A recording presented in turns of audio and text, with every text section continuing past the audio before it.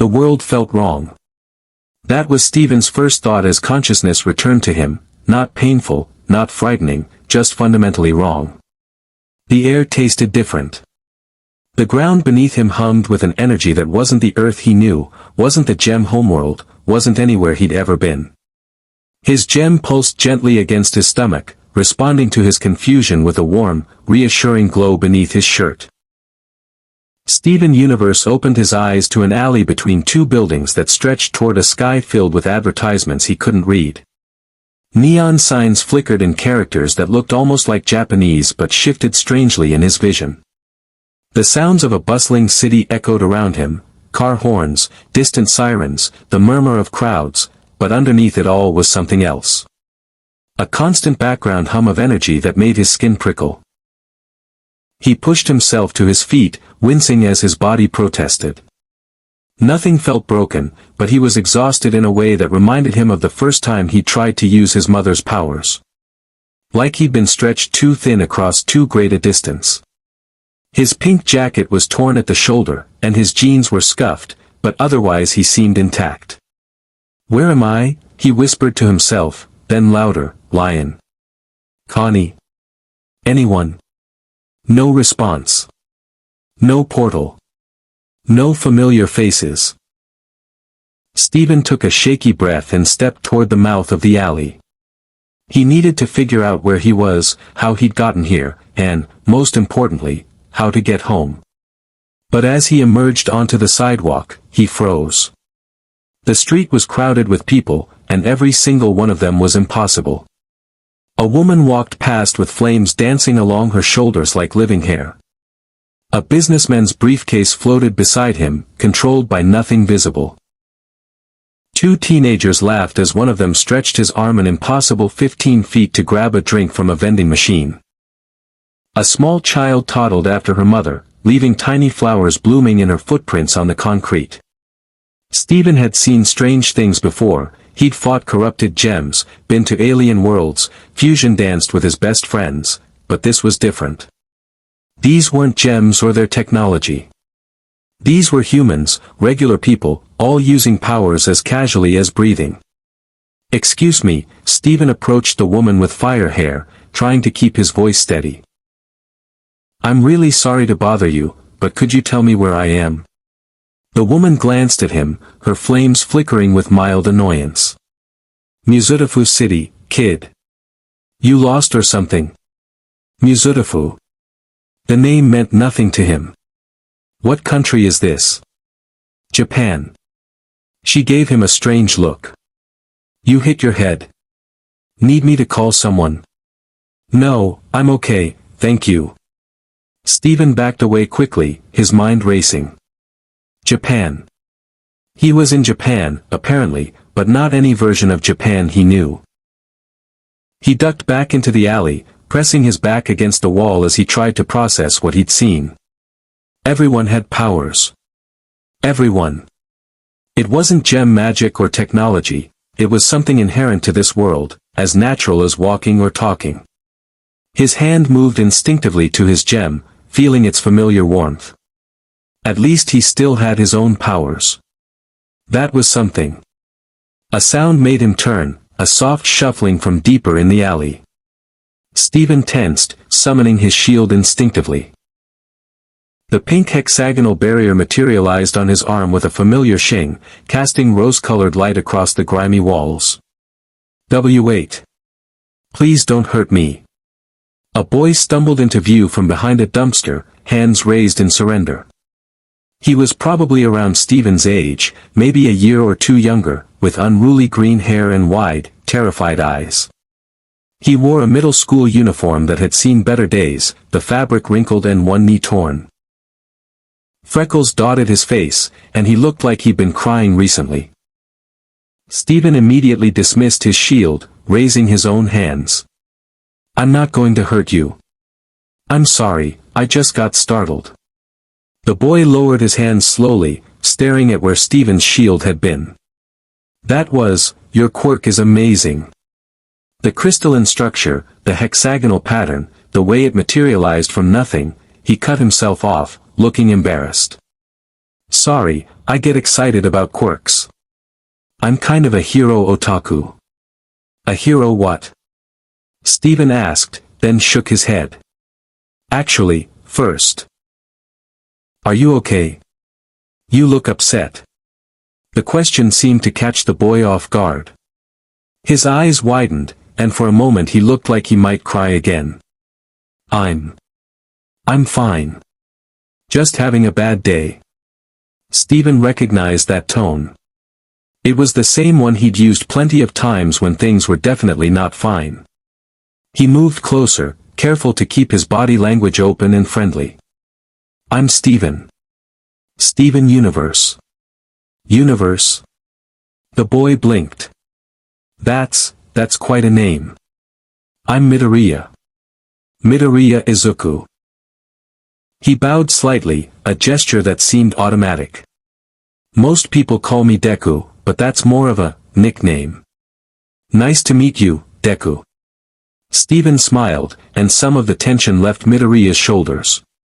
So, this is going to sound really weird, but I'm kind of lost. Really lost. Like, I don't know how I got here and nothing makes sense lost. Midoriya's analytical nature seemed to override his earlier distress. You don't know where you are. Were you attacked by a villain? Do you have amnesia? Should we get you to a hospital? No, nothing like that. Steven ran a hand through his curly hair. I just woke up here. And everyone has these powers, you called them quirks, and I don't understand what's going on. Everyone has, Midoriya stared at him. You don't know what quirks are. I've never heard the word before today. The green-haired boy's mind visibly raced behind his eyes, and Steven could practically see him cataloging possibilities. That's impossible. That's impossible. Unless, are you from somewhere really remote? Or were you kept isolated? There are cases of children being hidden from society, but that's usually villain-related, and you seem too well-adjusted. He pulled out a worn notebook from his bag, flipping through pages covered in detailed sketches and notes. Do you have a quirk? That shield you summoned was incredible. What's its hardness rating? Can you control its size? Does it require concentration to maintain? Steven couldn't help but laugh.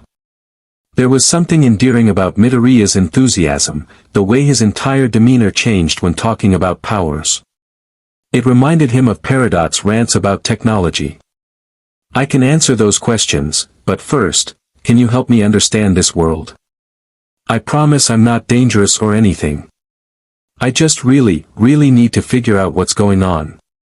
Midoriya studied him for a long moment, and Steven saw the exact instant the other boy decided to trust him. Okay. But maybe not in an alley. There's a park nearby. We could talk there. That would be great. Steven felt relief wash over him. He wasn't alone in this strange world anymore.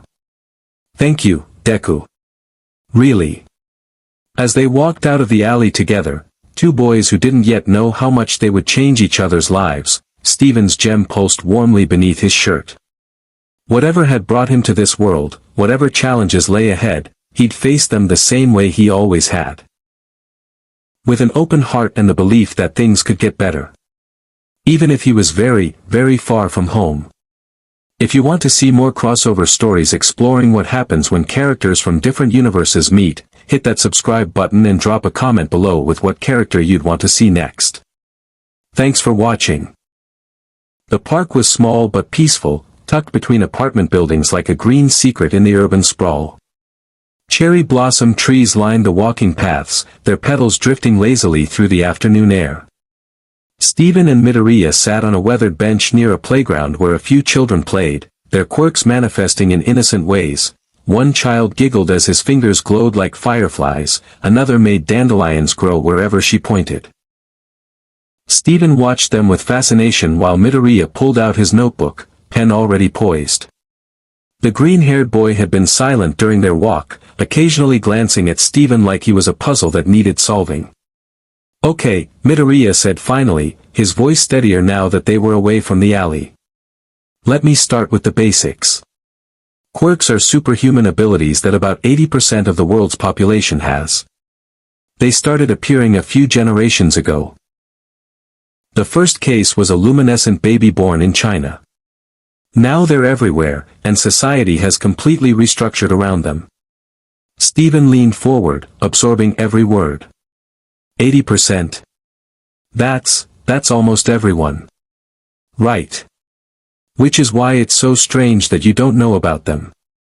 Midoriya tapped his pen against the notebook. Quirks are genetic, usually inherited from one or both parents. Sometimes they combine in interesting ways, sometimes one parent's quirk dominates. They typically manifest around age 4. He paused, looking uncomfortable. People without quirks are called quirkless. It's pretty rare now. Only about 20% of the population. Something in his voice made Stephen look closer. The way Midoriya said quirkless carried weight, like a word that had been used against him. You're quirkless, Stephen said softly. It wasn't a question. Midoriya flinched, and for a moment Stephen thought he'd overstepped. But then the other boy nodded, staring at his notebook rather than meeting Stephen's eyes. Yeah. I am. The doctors told me when I was 4, I have an extra joint in my pinky toe, which apparently means, he trailed off, then forced brightness into his voice. But that's not important right now. Tell me about your quirk. That shield was unlike anything I've ever documented. Stephen hesitated. He could feel the deflection, the way Midoriya was pushing his own pain aside. It was something Stephen had done countless times, focusing on others' problems to avoid his own. But he also sensed that pushing wouldn't help right now. Sometimes people needed to share things in their own time. It's not actually a quirk, Stephen said carefully. I mean, I don't think it is. Where I'm from, powers work differently. Midoriya's pen froze mid-word. Where you're from? You mean like another country? More like, another reality, maybe. Stephen rubbed the back of his neck. I know that sounds impossible. Impossible is relative when you live in a world where people can manipulate gravity or breathe fire. Midoriya's analytical mind was clearly racing. There have been theories about alternate dimensions, especially with quirks that seem to manipulate space. If you're from another reality, that would explain why you don't know about quirks. He started scribbling rapidly. Can you describe your world?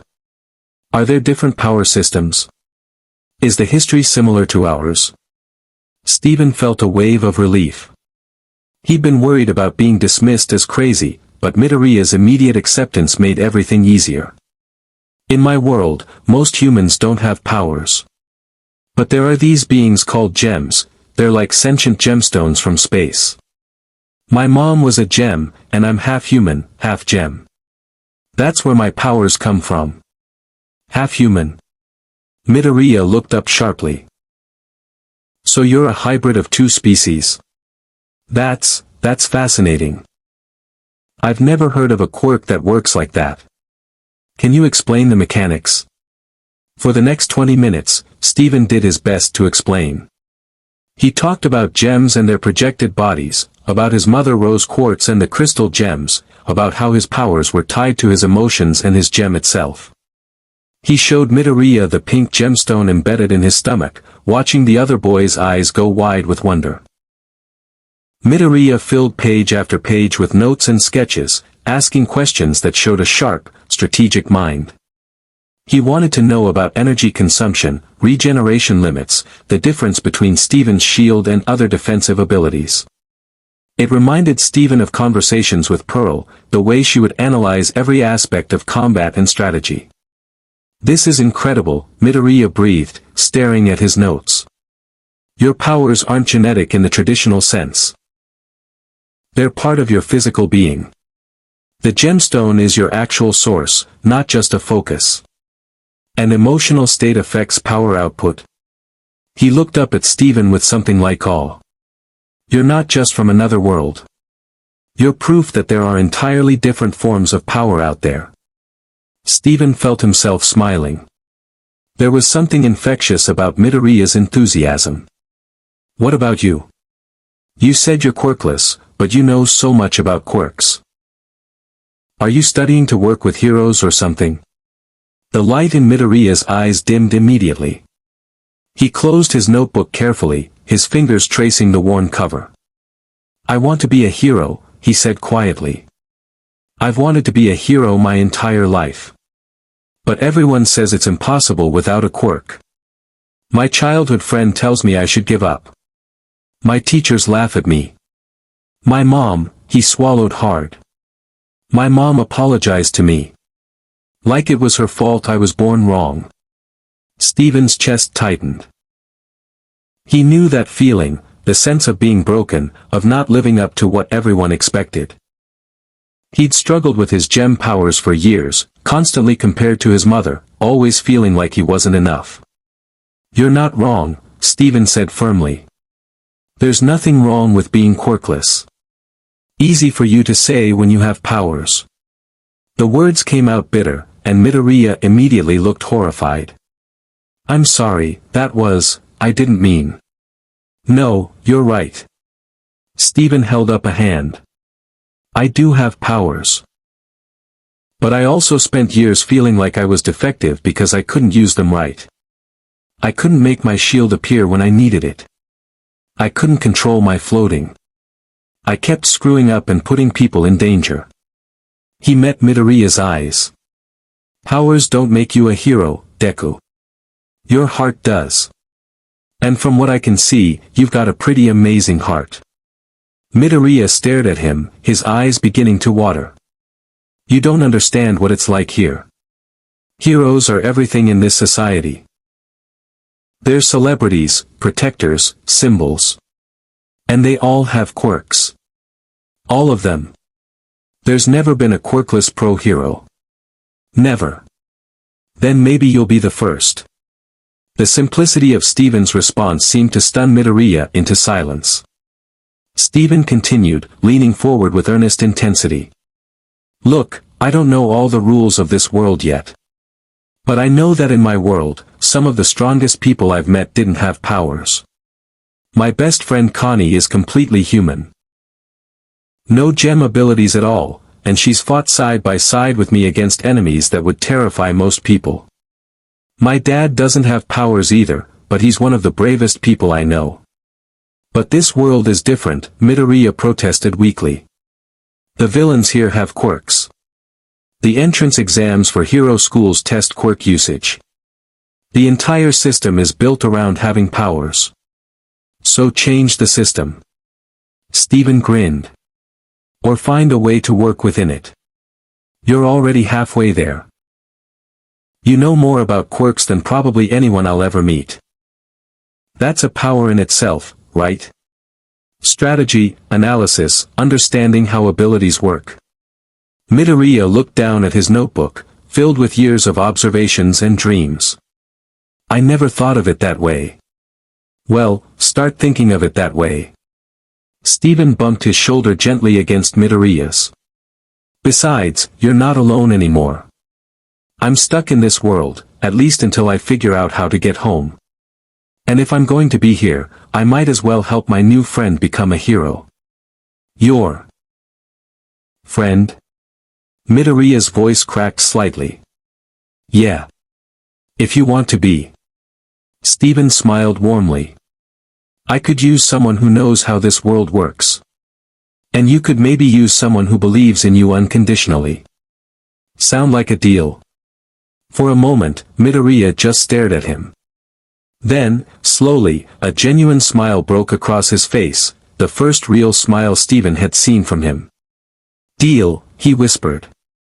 They sat in comfortable silence for a while, watching the children play.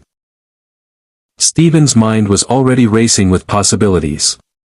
He needed to find a place to stay, figure out the rules of this society, maybe find a way to contact the gems. But for now, in this moment, he'd done something important. He'd found a friend. And he'd given that friend something precious, hope. Hey, Steven. Midoriya said suddenly. Earlier, in the alley, you looked upset too. Do you want to talk about it? Steven blinked, surprised by the perceptiveness. Then he sighed. I miss home. I miss my family. And I'm scared I might not be able to get back to them. We'll figure it out, Midoriya said with surprising conviction. If your powers brought you here, maybe they can take you back. And until then, he opened his notebook to a fresh page. Let me help you understand this world. It's the least I can do. As the afternoon sun filtered through the cherry blossoms, two boys from impossibly different worlds began to forge a friendship that would change everything, not just for them, but for the entire hero society they would soon challenge. 3 weeks had passed since Steven arrived in this strange new world, and he'd begun to find his rhythm. Midoriya's mother, Inko, had been initially suspicious when her son brought home a foreign teenager with nowhere to go, but Steven's genuine nature and his willingness to help around their small apartment had won her over. She'd even helped him create a cover story. Steven was an exchange student whose housing arrangements had fallen through, staying temporarily with the Midoriyas while paperwork was sorted out. It was a kindness Steven would never forget. Now, sitting in Midoriya's cramped bedroom surrounded by All Might posters and hero merchandise, Steven watched his friend work through another page of analysis. Midoriya had filled an entire new notebook just documenting Steven's abilities, treating each power like a hero's quirk to be understood and catalogued. So your healing works on organic damage but not mechanical, Midoriya muttered, sketching rapidly. And it requires physical contact plus emotional intent. The more you care about the person, the stronger the healing. That's not how any medical quirk I've documented works. Most of them are just biological manipulation or accelerated cell regeneration. Steven floated cross-legged above Midoriya's bed, pink energy surrounding him in a gentle aura. It was one of his mother's powers that he'd finally mastered, and it felt good to use it freely without worrying about floating away into space. It's weird being the one analyzed instead of doing the analyzing, he admitted. Back home, I was always trying to figure out how gem stuff worked. Does it bother you? Midoriya looked up, concerned. I know I can get carried away. No, it's actually really cool. Steven dropped back onto the bed with a soft bounce. You see connections I never would have thought of. Like that thing you said about my shield forming at angles that would deflect energy attacks, I just kind of summoned it instinctively. I never thought about the geometry. Midoriya's face lit up with that expression Steven had come to recognize, pure, unfiltered passion for hero work. That's what makes you so interesting. Your powers are intuitive, emotional, but they still follow consistent rules. If we can understand those rules, we can develop strategies that... A knock at the door interrupted him. Inko poked her head in, her expression worried. Izuku, honey. Mitsuki just called. Apparently Katsuki saw you and Steven at the convenience store yesterday and he's upset that you didn't mention having a friend. Steven watched Midoriya's entire body tense. Over the past 3 weeks, he'd learned about Katsuki Bakugo, Midoriya's childhood friend turned bully. The explosive boy who called Midoriya Deku as an insult, who told him to jump off a building if he wanted a quirk so badly. Steven's fists had clenched when he heard that story, his gem pulsing with protective anger. I don't want to see him, Mom, Midoriya said quietly. I know, sweetie. But he's coming over anyway. He'll be here in 10 minutes. Inko gave them both an apologetic look. I'm sorry. You know how persistent he can be. After she left, Midoriya turned to Steven with barely concealed panic. You should probably go. Kaken can be intense. Especially about me. And if he finds out about your powers. I'm not leaving you alone with someone who treats you like that, Steven said firmly. Friends don't ditch each other when things get hard. But you don't understand. His quirk is really powerful, and his temper is. Deku. Steven placed a hand on his friend's shoulder. I've faced gem monsters, homeworld warriors, and a literal diamond dictator. I think I can handle one angry teenager. Midoriya looked like he wanted to argue, but there was also relief in his eyes. For once, he wouldn't have to face Bakugo alone. The 10 minutes felt like 10 seconds. Then the apartment doors slammed open with enough force to rattle the walls, and a voice bellowed through the small space, "Oh, Deku. Where the hell are you hiding?" Steven and Midoriya emerged from the bedroom to find a blonde boy standing in the living room like he owned it.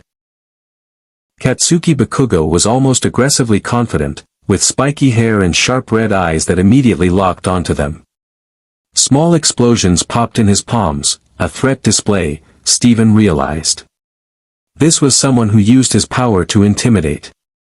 Who the fuck is this? Bakugo demanded, pointing at Steven. You actually managed to find someone who'd hang out with you, Deku? What did you do, pay him? Kaken, this is Steven, Midoriya said, his voice small. He's staying with us for. I don't care. Bakugo stalked forward, explosions crackling louder. What I want to know is why you're suddenly too good to grovel like usual. Heard you've been walking around with this loser like you're actually worth something. Steven stepped between them, his expression calm but his eyes hard. Hi, I'm Steven Universe. It's not nice to meet you, because you're being really mean to my friend. Bakugo blinked, clearly not expecting such a direct response. Then his face twisted into a snarl. Your friend?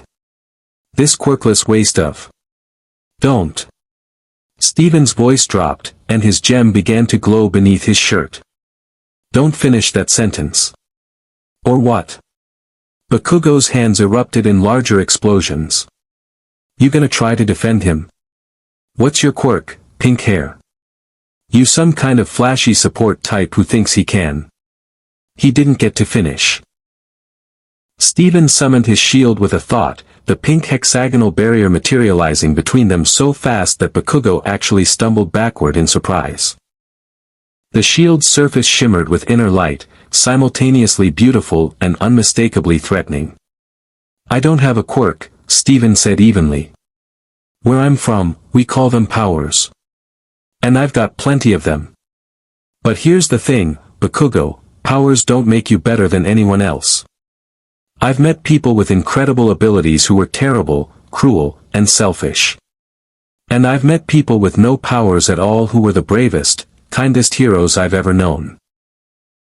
Bakugo stared at the shield, his analytical mind clearly cataloging its properties despite his anger. What the hell kind of quirk? Weren't you listening? Steven dismissed the shield and crossed his arms. Not a quirk. I'm different. Just like Deku is different. And different doesn't mean less. Deku is useless, Bakugo spat, but there was less certainty in his voice now. He's quirkless. He can't be a hero. He's just going to get himself killed chasing an impossible dream. Why do you care? The question came from Midoriya, and everyone turned to stare at him. The green-haired boy was shaking, but he'd stepped forward to stand beside Steven. If I'm so useless, why does it matter what I do? Why do you spend so much time and energy putting me down? Because, Bakugo faltered, his explosion sputtering. Because you're going to embarrass yourself. You're going to, he cut himself off, fists clenching. Forget it. You wouldn't understand. Try me, Midoriya said, and Steven felt a surge of pride. This was the brave person he'd seen glimpses of over the past 3 weeks, finally finding his voice. Bakugo's face cycled through several emotions before settling on frustrated anger. Fine. You want the truth, Deku. You're talented. Your analysis, your strategies, the way you understand quirks, you're better at that stuff than anyone in our class. Better than me. The admission seemed to physically pain him. And you're wasting it chasing something you can't have. It pisses me off watching you throw away your actual talents for a fantasy. The room fell silent. Steven looked between them, understanding dawning. This wasn't just bullying, this was a twisted, explosive attempt at friendship. Concern. Whatever it was deeply damaged and harmful, but there was something genuine underneath the cruelty. That's not your decision to make, Midoriya said quietly. What I do with my life, what dreams I chase, that's mine. Not yours. You'll die, Bakugo said flatly. First real villain you face without a quirk, you'll die. And he stopped, jaw clenched tight. Whatever. Do what you want. See if I care. He turned to leave, but Steven spoke up, he's not alone anymore. Bakugo paused at the door. I'm going to help him become a hero, Steven continued. And I'm going to make sure he doesn't die doing it. So if you actually care about him, even a little bit, then maybe stop treating him like he's worthless and start treating him like the person you clearly think he could be. Bakugo looked back, his expression unreadable. And who the hell are you to make promises like that? Steven smiled, but there was steel in it. Someone who's saved the world a few times. Someone who knows that the strongest people aren't always the ones with the most power. And someone who's not going to let you hurt my friend anymore. For a long moment, Bakugo just stared at him. Then, surprisingly, one corner of his mouth twitched upward, not quite a smile, but close. You're insane. Both of you are completely insane. He looked at Midoriya. Fine. You want to chase your impossible dream? Chase it. But when you fail, don't come crying to me. I won't fail, Midoriya said, and for the first time, he sounded like he believed it. Bakugo left without another word, but the explosions in his palms had stopped. As the door closed behind him, Midoriya collapsed onto the couch, shaking like a leaf. Holy crap, he breathed. I can't believe I just talked back to Kaken. You were amazing, Steven said, sitting beside him. Seriously, Deku. That took so much courage. I was terrified the entire time. Midoriya laughed shakily. But you were there. You stood up for me. No one's ever, he trailed off, wiping at his eyes. Thank you, Steven. That's what friends do. Steven bumped shoulders with him gently. And hey, you stood up for yourself too. That was all you. They sat in comfortable silence for a while, both processing what had happened. Then Midoriya spoke, his voice barely a whisper, Steven. Can I ask you something? Anything. Do you really think? I mean, is it actually possible? Midoriya took a shaky breath. Can someone quirkless become a hero? This was it. The question that had been building for 3 weeks.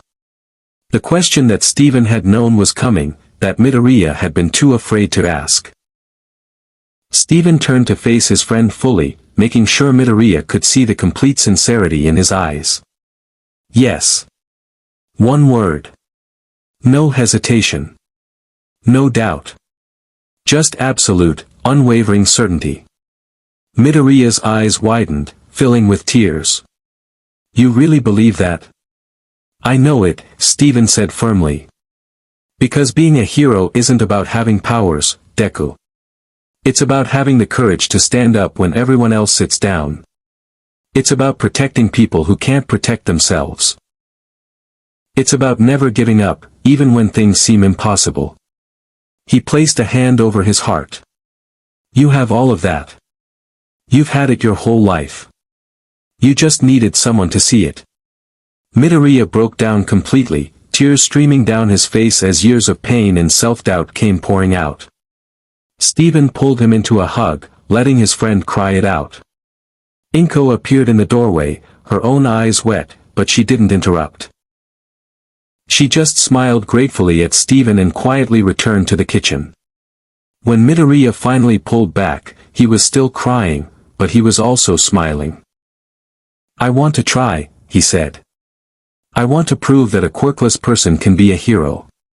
Will you help me? Of course. Steven grinned.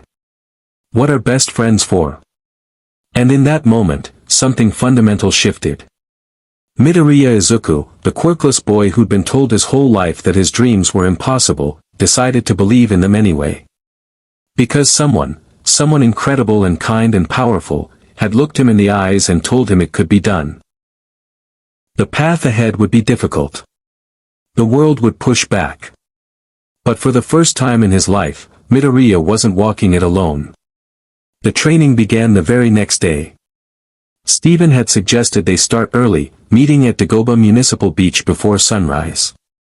Midoriya arrived to find the beach wasn't really a beach at all anymore, it was a dumping ground, filled with decades of trash. Broken appliances, rusted cars, shattered furniture, and countless other pieces of garbage formed artificial mountains along the shore. "This place is awful," Steven said, staring at the waste with dismay. "How did it get this bad?" "Illegal dumping," Midoriya explained, adjusting his workout clothes. His mother had been surprised but supportive when he'd asked for exercise gear. "It's been like this for years. The city keeps saying they'll clean it up, but," he shrugged helplessly. Steven's gem pulsed with determination. "Then we'll clean it up. While we train." "What?" Midoriya blinked. "Steven, there's tons of trash here. Literal tons. It would take months to." "Exactly." Steven smiled. "You want to be a hero without a quirk. That means you need to be stronger, faster, and more resilient than everyone else. Your body needs to be a weapon all on its own." He gestured at the garbage. "So we're going to clear this beach. Every piece of trash. And by the time we're done, you're going to be strong enough that people will think you have a strength enhancement quirk." Midoriya pulled out his ever-present notebook, already scribbling. "A strength training regimen using environmental resistance, that's actually brilliant. The irregular weights and shapes will work different muscle groups than standard equipment. And the progressive overload as we move to heavier items," his eyes lit up. "This could actually work." "Of course it'll work." Steven stretched, his gem glowing softly. "Back home, my friend Connie trained with a sword every single day. No powers, just dedication and practice. By the end, she could go toe-to-toe with gem warriors who'd been fighting for thousands of years." He picked up a rusted microwave, testing its weight. "You've got the mind of a hero, Deku. Now we're going to give you the body to match." They started small. Bags of trash, broken chairs, scattered bottles and cans. Steven worked alongside Midoriya, though he could have used his super strength to clear everything in an hour. Instead, he matched his friend's pace, offering encouragement and demonstrating proper lifting technique. "Legs, not back," Steven reminded him as Midoriya struggled with an old tire. "Think of your body as one connected system. Power flows from your legs, through your core, into your arms. Like channeling a quirk." Midoriya grunted, adjusting his stance. "Exactly. Your body is your quirk. You just have to learn how to use it." As the sun rose over the garbage-strewn beach, painting everything in shades of pink and gold, they fell into a rhythm. Lift, carry, dump. Repeat. Midoriya's muscles screamed in protest, sweat soaking through his shirt, but he didn't stop. Every time he wanted to quit, he looked at Steven working beside him and found new reserves of determination. During breaks, Steven would demonstrate his powers.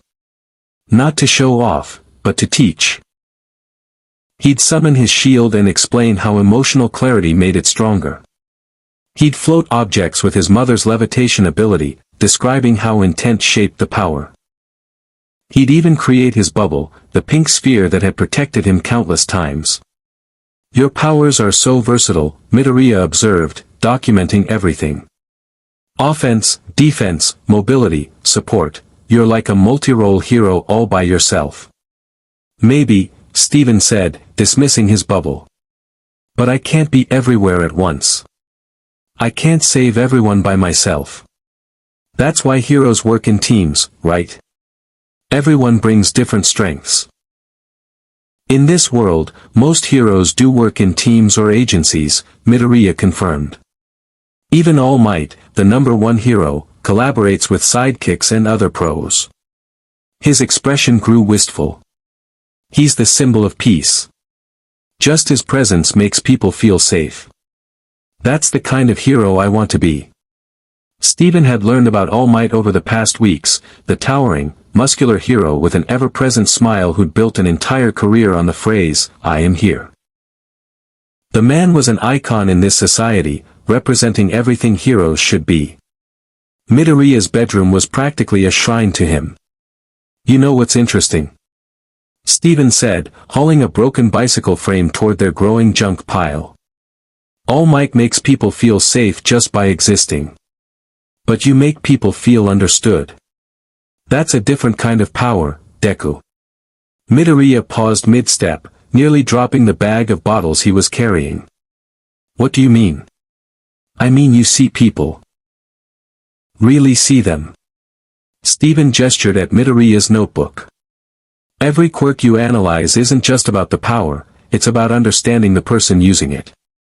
Their strengths, their weaknesses, how they think and fight. That's a gift. And it's something no quirk can replicate." "But that doesn't help me in actual combat," Midoriya protested. "Strategy is great, but if I can't execute. So we'll make you strong enough to execute." Steven flexed, and his muscles, enhanced by gem physiology, bulged impressively. "I might have some advantages, but the principles are the same. Consistent training, proper technique, mental fortitude. We've got time." "Time?"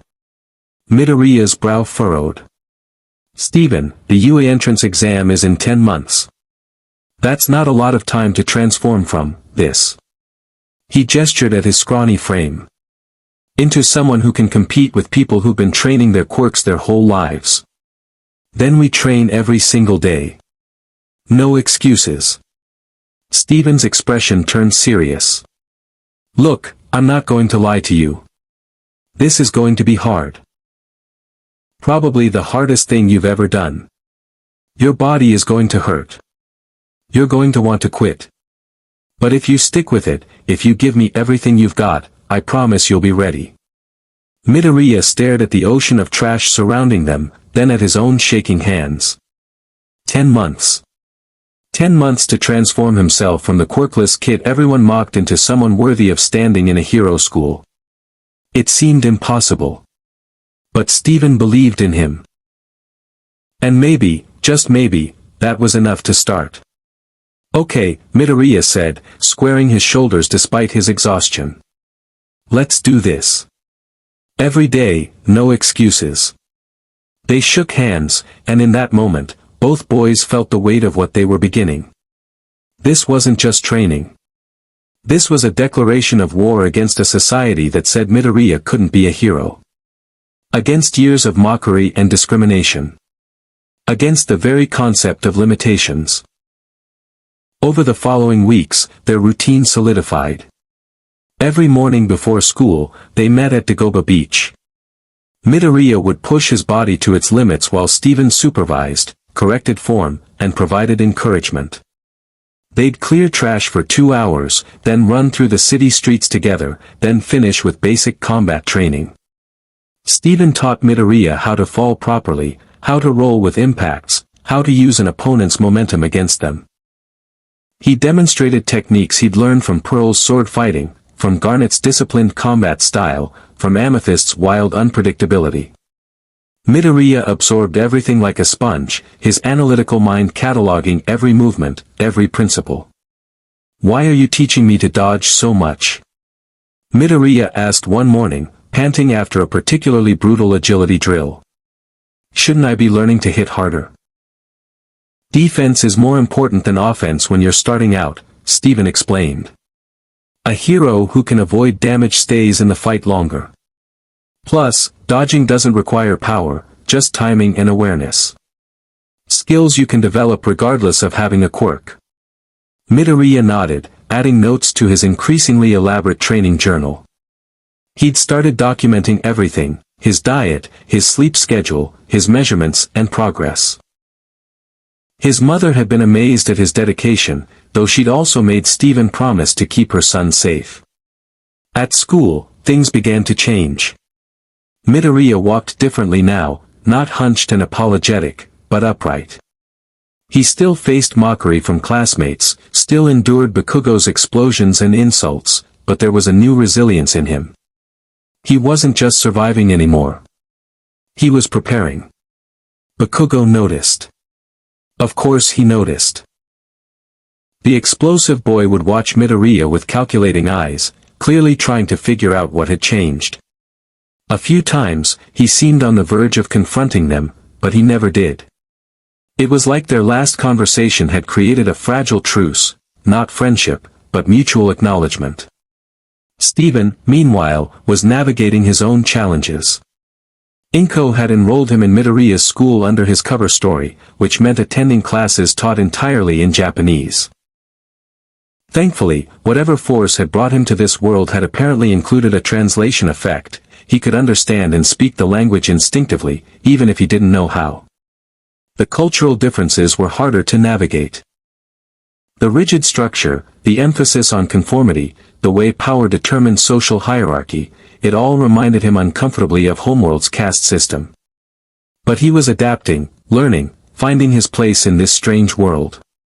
One evening, about 6 weeks into their training, they sat on a rare clear patch of beach and watched the sunset. They'd made visible progress, at least a quarter of the trash was gone, and Midoriya had started developing actual muscle definition. "Can I ask you something?" Midoriya said quietly. "Always. Do you miss your home? Your family?" Steven was quiet for a long moment, his gem pulsing with melancholy. "Every day. The crystal gems, my dad, Connie, Lion. I wonder if they're looking for me. If they're okay. If they even know what happened." He picked up a piece of sea glass, turning it over in his fingers. "But I can't figure out how I got here, which means I don't know how to get back. So I try to focus on what I can do right now." "Which is helping me," Midoriya said softly. "Which is helping my friend achieve his dream," Steven corrected with a smile. "That's not a sacrifice, Deku. That's a privilege." Midoriya looked like he might cry again. He'd been doing that a lot lately, though now they were mostly happy tears. "When you do figure out how to get home, I'm going to miss you so much." "Hey, who says I won't come back to visit?" Steven bumped shoulders with him. "Once I figure out dimensional travel, I can pop by whenever I want. Check in on the greatest quirkless hero the world has ever seen. You really think I can do it?" Even now, after weeks of training and encouragement, there was still uncertainty in Midoriya's voice. Steven turned to face him fully, his expression completely serious. "Deku, I've fought corrupted monsters, hostile gems, and literal space tyrants. I've been to other worlds, I've faced impossible odds, and I've seen miracles happen when people refuse to give up." He placed a hand on Midoriya's shoulder. "You're going to be an amazing hero. Not despite being quirkless, but because of who you are as a person. Your kindness, your intelligence, your determination, those are your real powers. And they're more impressive than any quirk I've seen in this world." Midoriya nodded, blinking back tears. Then, with visible effort, he straightened his back and looked at the remaining mountains of trash. 10 months, he said. "We can clear this beach in 10 months, right?" "Absolutely." "And get me strong enough to pass the entrance exam?" "Without question." "Then let's make a promise." Midoriya held out his hand. "No matter how hard it gets, no matter how much it hurts, we don't give up. We see this through to the end." Steven took his hand, their grips firm and steady. "Deal. We're in this together." As they shook on it, the last rays of sunlight caught on Steven's gem, making it sparkle like a pink star. Somewhere in the multiverse, the crystal gems might have been searching for him. His dad might have been worried sick. But here, in this moment, Steven was exactly where he needed to be. Helping a friend achieve the impossible. 5 months into training, on an unseasonably warm afternoon, everything changed. Midoriya had grown significantly stronger. His arms now had visible muscle definition, his stamina had tripled, and he could lift objects that would have been impossible for him before. The beach was nearly half clear, a testament to their daily dedication. But he was still quirkless, still fundamentally human in a world that valued superhuman abilities above all else. They were finishing their session, hauling the last pieces of a broken washing machine to the dump truck they'd arranged to have stationed nearby, when Midoriya suddenly froze. His eyes went wide, fixed on something behind Steven. "Steven," he whispered, his voice trembling with awe and disbelief. "Turn around." Slowly. Steven turned and found himself face to face with a living legend. All Might stood at the edge of the beach, though "stood" wasn't quite accurate. He was bent over slightly, his massive frame casting a shadow that seemed to engulf the entire area. Even in casual clothes, a simple white shirt that strained against impossible muscles, he radiated presence. His blonde hair defied gravity, his jawline could cut steel, and his smile was so bright it seemed to generate its own light. "Well, well." All Might's voice boomed across the beach like thunder given vocal form. "What do we have here? Young people engaging in civic service and physical training?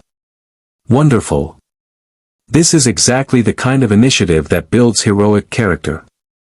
Midoriya made a sound that wasn't quite a squeak and wasn't quite a scream. His entire body vibrated with barely contained excitement. Steven had seen his friend fanboy over heroes before, but this was something else entirely. This was religious fervor. All Might. Midoriya somehow managed to stammer out. This is. He gave up on words and bowed so deeply Steven worried he might fall over. All Might laughed, the sound warm and genuine. "At ease, young man. No need for such formality. I was simply taking my morning exercise route when I noticed your progress here." He gestured at the partially cleared beach. 5 months ago, this place was completely buried in refuse. Now look at it. That's dedication. "You've been watching us?" Steven asked, surprised.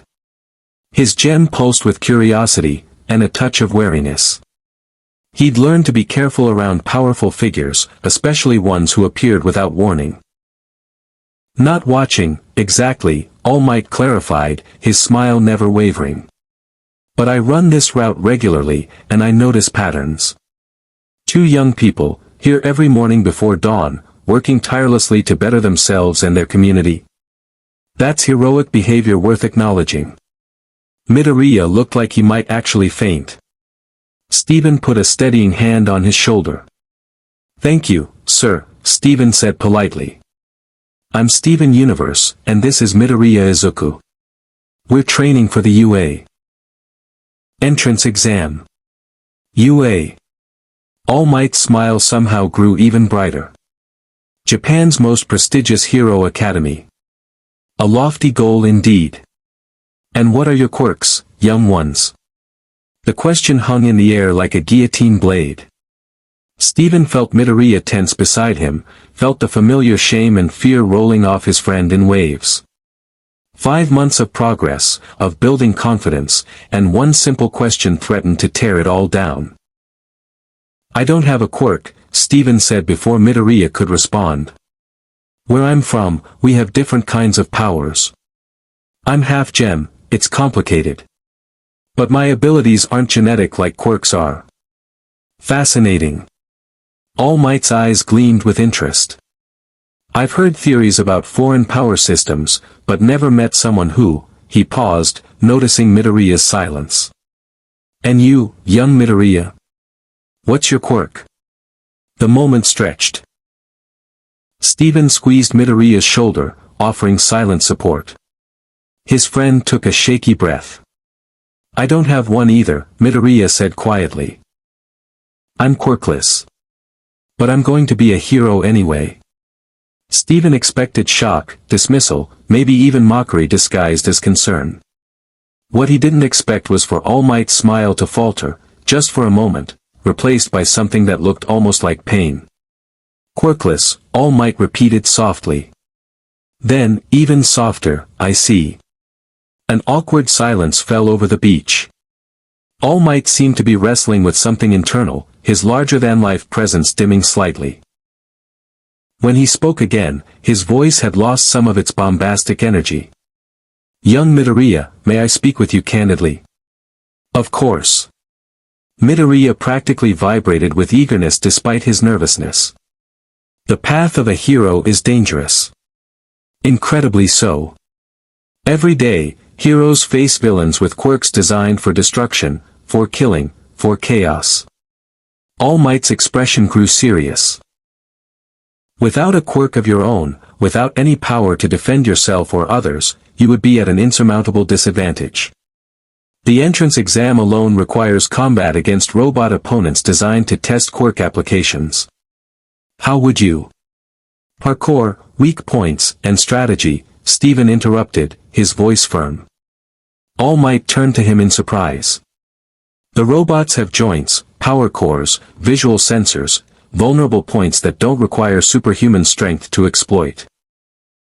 Deku's been studying hero encounters for years. He knows more about quirk applications and combat theory than anyone I've ever met. That knowledge is power. Knowledge is valuable, All Might agreed carefully. But in the heat of battle. In the heat of battle, most heroes rely on their quirks and forget basic tactical thinking, Steven continued, his gem beginning to glow with intensity. I've watched footage of hero fights. A lot of them. And you know what I see? People with incredible powers making stupid mistakes because they assume their quirk will solve everything. Deku doesn't have that luxury. He has to be smarter, faster, more prepared than everyone else. And he is. All Might studied Steven with new interest, then looked at Midoriya. Is this true? You've been studying hero combat?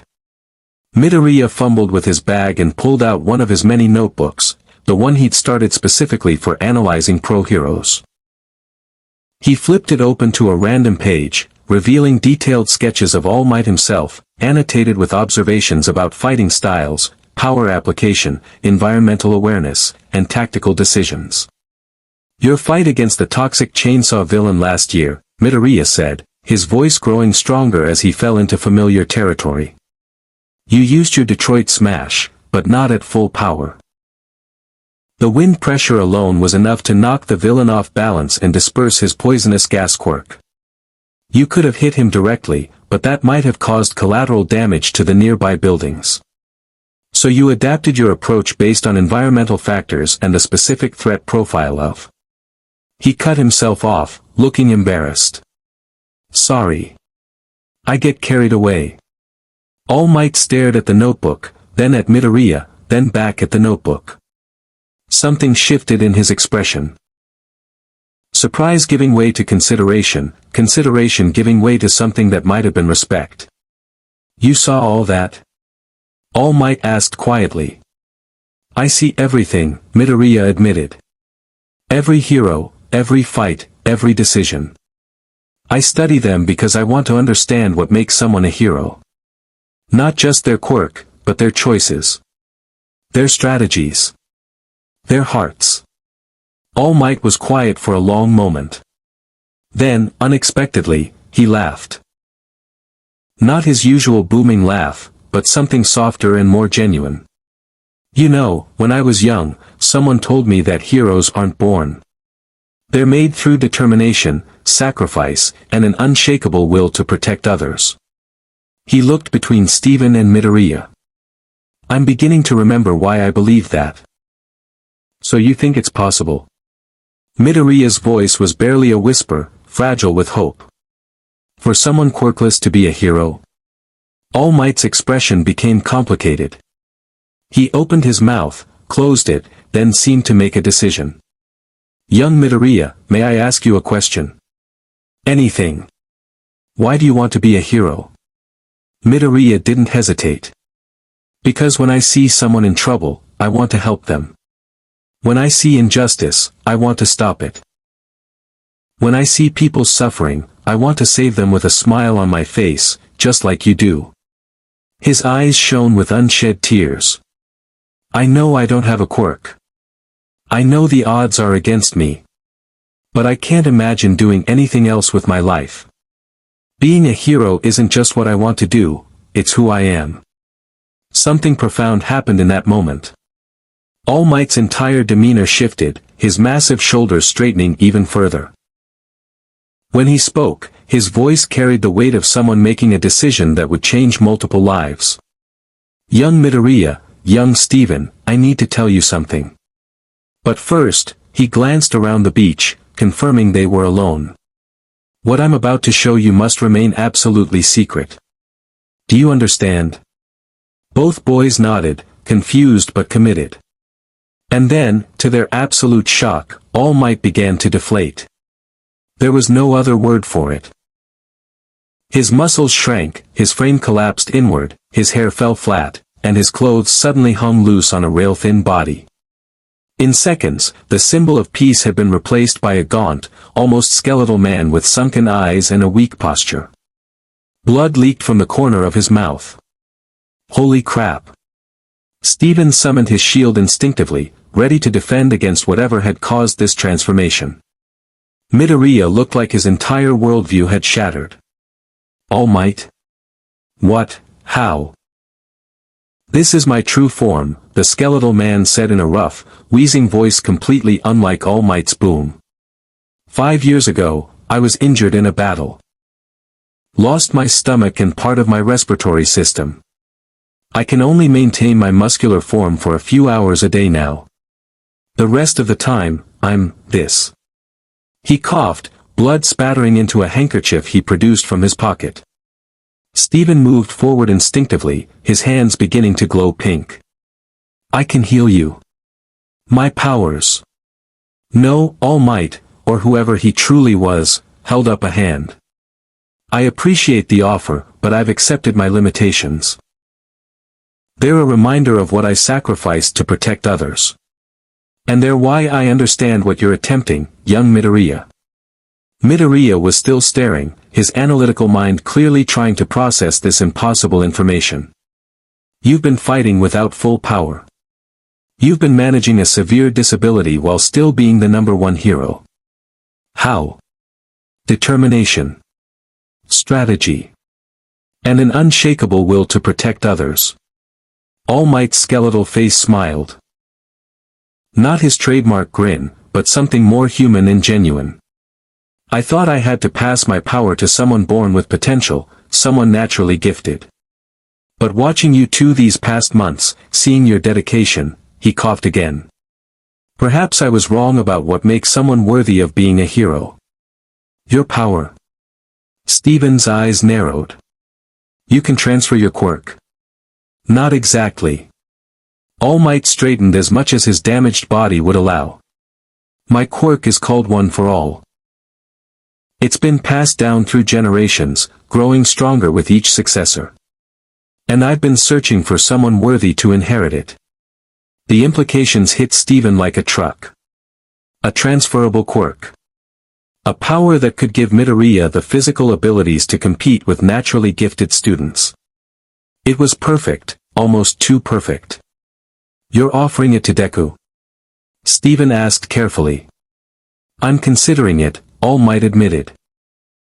But young Midoriya, you need to understand what you'd be taking on. One for All is powerful, but it's also dangerous. Used incorrectly, it could destroy your body. And accepting it would make you a target for villains who've been hunting its users for generations. Midoriya's hands were shaking. His greatest hero, offering him the chance to have a quirk, to finally be equal to everyone else. It was everything he'd ever dreamed of. But he didn't answer immediately. Instead, he looked at Steven. What do you think? Midoriya asked quietly. Steven was surprised by the question. This is your choice, Deku. Your dream. But you're my friend. Your opinion matters. Midoriya's voice was steady despite his tears. You believed in me when no one else did. You said I could be a hero without a quirk. Does accepting this power mean you were wrong? Steven understood the real question. Would taking this quirk invalidate everything they'd worked for? Would it mean Midoriya had taken the easy path? No, Steven said firmly. Because you didn't wait for power to be handed to you. You trained for 5 months, clearing this entire beach, building yourself into someone strong enough to earn this opportunity. You didn't ask for charity, you proved yourself worthy. He placed a hand on Midoriya's shoulder. And besides, a quirk is just a tool. What matters is the person using it. You'd still be you, the kind, brave, analytical person I've come to know. Just with better tools to help people. Midoriya turned back to All Might, tears streaming freely now. If you truly think I'm worthy, if you believe I can carry this power and use it to save people, then yes. I want to inherit one for all. All Might's skeletal face broke into a genuine smile, not his trademark grin, but something warmer and more human. Then we have 5 months to prepare your body to receive it. One for all is powerful, young Midoriya, but without proper physical conditioning, it would tear you apart from the inside. Can you handle even more intense training than what you've been doing? Yes. Midoriya practically shouted. And you, young Steven? All Might turned to him. Will you continue supporting him? Steven grinned, his gem glowing with determination. Deku's my best friend. I'm with him all the way. Then it's settled. All Might straightened, and despite his skeletal form, he suddenly seemed 7 feet tall again. We'll train you both. Young Midoriya will inherit one for all, and young Steven will refine his unique abilities. Together, you'll enter UA and show the world that heroism comes in many forms. As the 3 of them stood on that beach, watching the sun set over half-cleared garbage, none of them fully understood how this decision would ripple outward.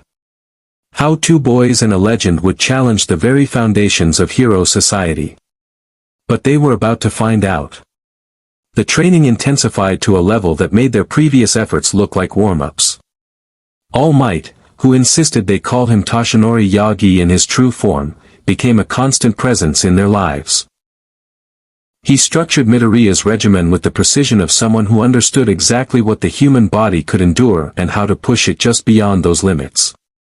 The beach clearing continued, but now they added weight training, cardio circuits, combat drills, and nutritional planning that had Inko cooking protein-rich meals at all hours.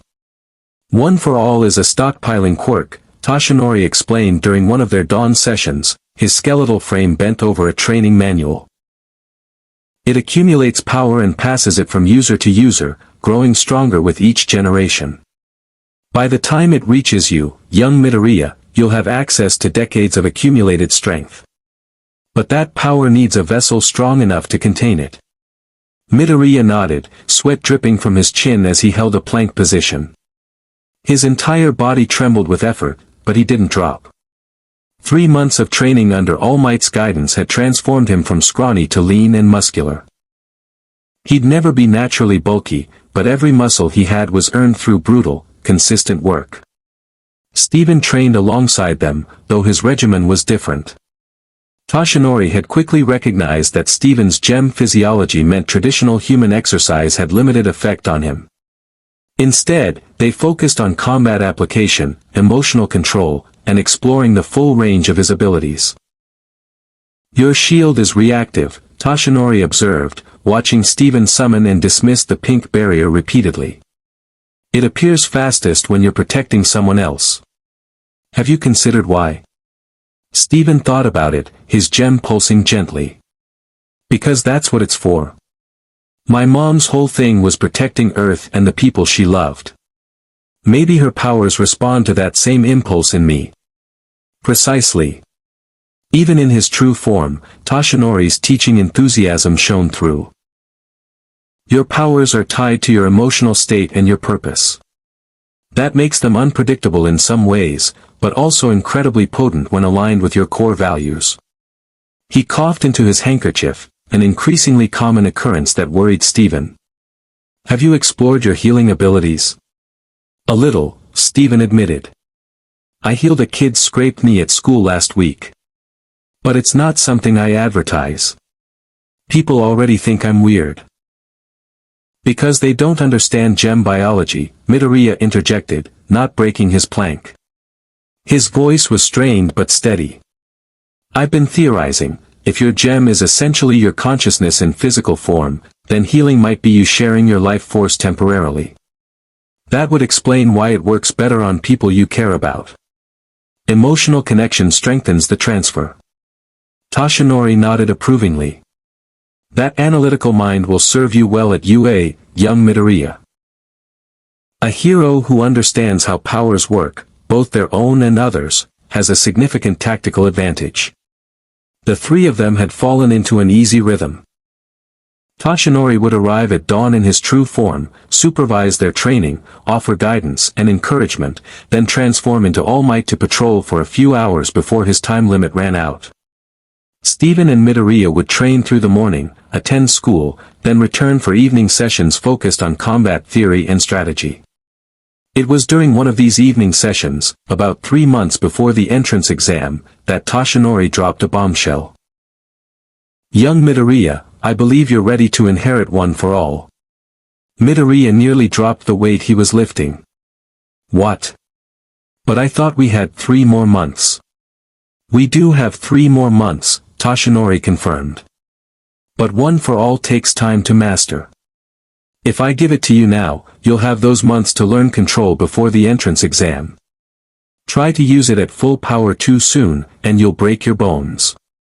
But with proper training and understanding, you can learn to manage the output.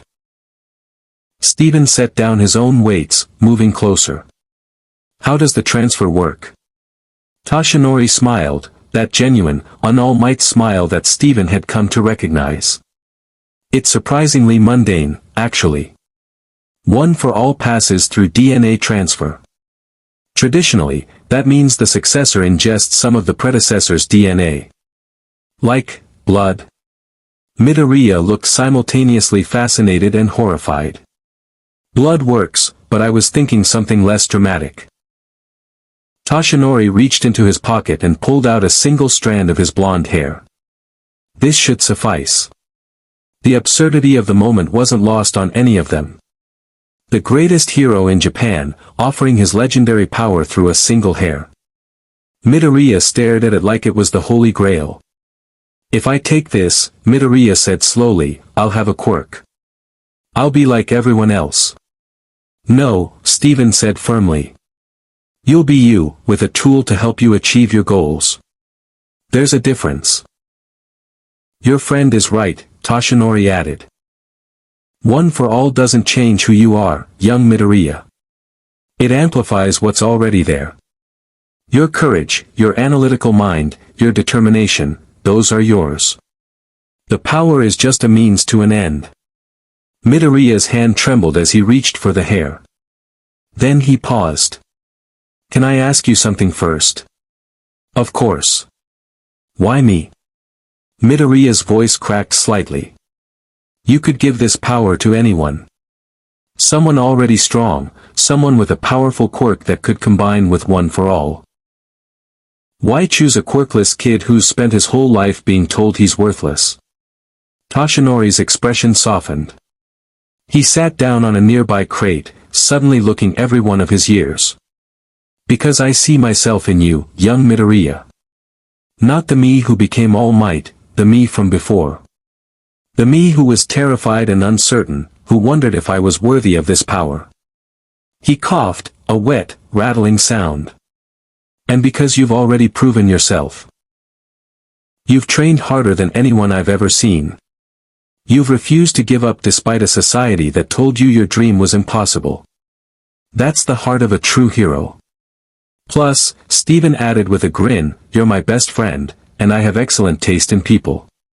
That broke the tension. Midoriya laughed, wiping at his eyes, then looked at the hair with new determination. Okay. I'm ready. Then eat up. Toshinori presented the hair with surprising ceremony. Midoriya took it, hesitated for just a moment, then swallowed it down. They all waited in tense silence. Steven's gem pulsed with anticipation. Toshinori watched with the intensity of someone witnessing a sacred ritual. Nothing happened. Midoriya said after a full minute. I don't feel any different. Did it work? Toshinori chuckled. One for all doesn't manifest immediately. The power needs time to integrate with your body, to become part of your system. Give it a few hours. By tomorrow morning, you should be able to access it. Tomorrow morning. Midoriya looked simultaneously relieved and disappointed. So I just, wait. You rest, Toshinori corrected. Your body is about to undergo a significant change. Go home, eat a good meal, sleep well. Tomorrow, we'll begin the real training. That night, Steven lay on the futon Inko had set up for him in the Midoriya apartment's living room, staring at the ceiling. Through the thin walls, he could hear Midoriya tossing and turning, too excited to sleep. Inko had cried when they told her about One for All, happy tears mixed with worry about the danger her son was accepting. Steven's thoughts drifted to his own family. The crystal gems would be proud of what he was doing, he thought. Helping someone achieve their dream, standing up against injustice, refusing to give up, those were lessons they'd taught him. But he missed them with an ache that never quite went away. His gem pulsed, responding to his emotional state. Sometimes, late at night, he'd try to reach out with his powers, searching for any connection to his home dimension. But there was nothing. Just an emptiness where that connection should be. Steven. Midoriya's whisper came through the wall. You awake? Yeah, Steven whispered back. I'm scared. Me too. Really? Midoriya sounded surprised. But you're so strong. You've faced so many things. Doesn't mean I don't get scared, Steven interrupted gently. Fear is normal, Deku. It's what you do with that fear that matters. Silence for a moment. Then, what if I'm not worthy? What if I get One for All and I still fail? Steven sat up, moving to sit against the wall that separated them. Then you'll get back up and try again. That's what heroes do, right? They don't give up just because something is hard. You really believe in me, don't you? Midoriya's voice was thick with emotion. With my whole heart, Steven confirmed. And tomorrow, you're going to take your first step toward becoming the greatest hero this world has ever seen. The next morning came with unusual tension. They met at Dagobah Beach as always, but now there was an electric anticipation in the air. Toshinori was already there in his true form, holding what looked like a refrigerator that had been half buried in sand. Good morning, young Midoriya, Toshinori said. How do you feel? Weird, Midoriya admitted. Like there's electricity under my skin. And I'm stronger, I could feel it when I got out of bed. My whole body feels different. That's One for All integrating with your system, Toshinori explained. Now comes the hard part. You need to learn to control it. One for All at full power would tear your body apart. You need to find a level of output you can manage, start small and build up as your body adapts. How do I activate it? Midoriya stared at his hands like they were alien objects. Focus on the power inside you. Feel it flowing through your body like energy. Then imagine directing that energy to a specific point. Say, your finger. Toshinori demonstrated by pointing at the refrigerator. When I was learning, my master had me flick my finger to create air pressure. Try it. Midoriya raised his hand, his brow furrowed in concentration. Steven watched, his shield ready in case something went wrong. They all held their breath as Midoriya focused, trying to feel the new power inside him. Then he flicked his finger. The resulting shockwave was massive. The refrigerator didn't just move. It exploded backward, tumbling through the air before crashing into a pile of garbage 50 feet away. The sound of impact echoed across the beach like a gunshot. But more importantly, Midoriya screamed. His finger had turned purple immediately, swelling to twice its normal size.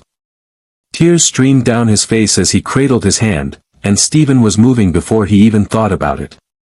"Hold still," Steven said, his hands already glowing pink.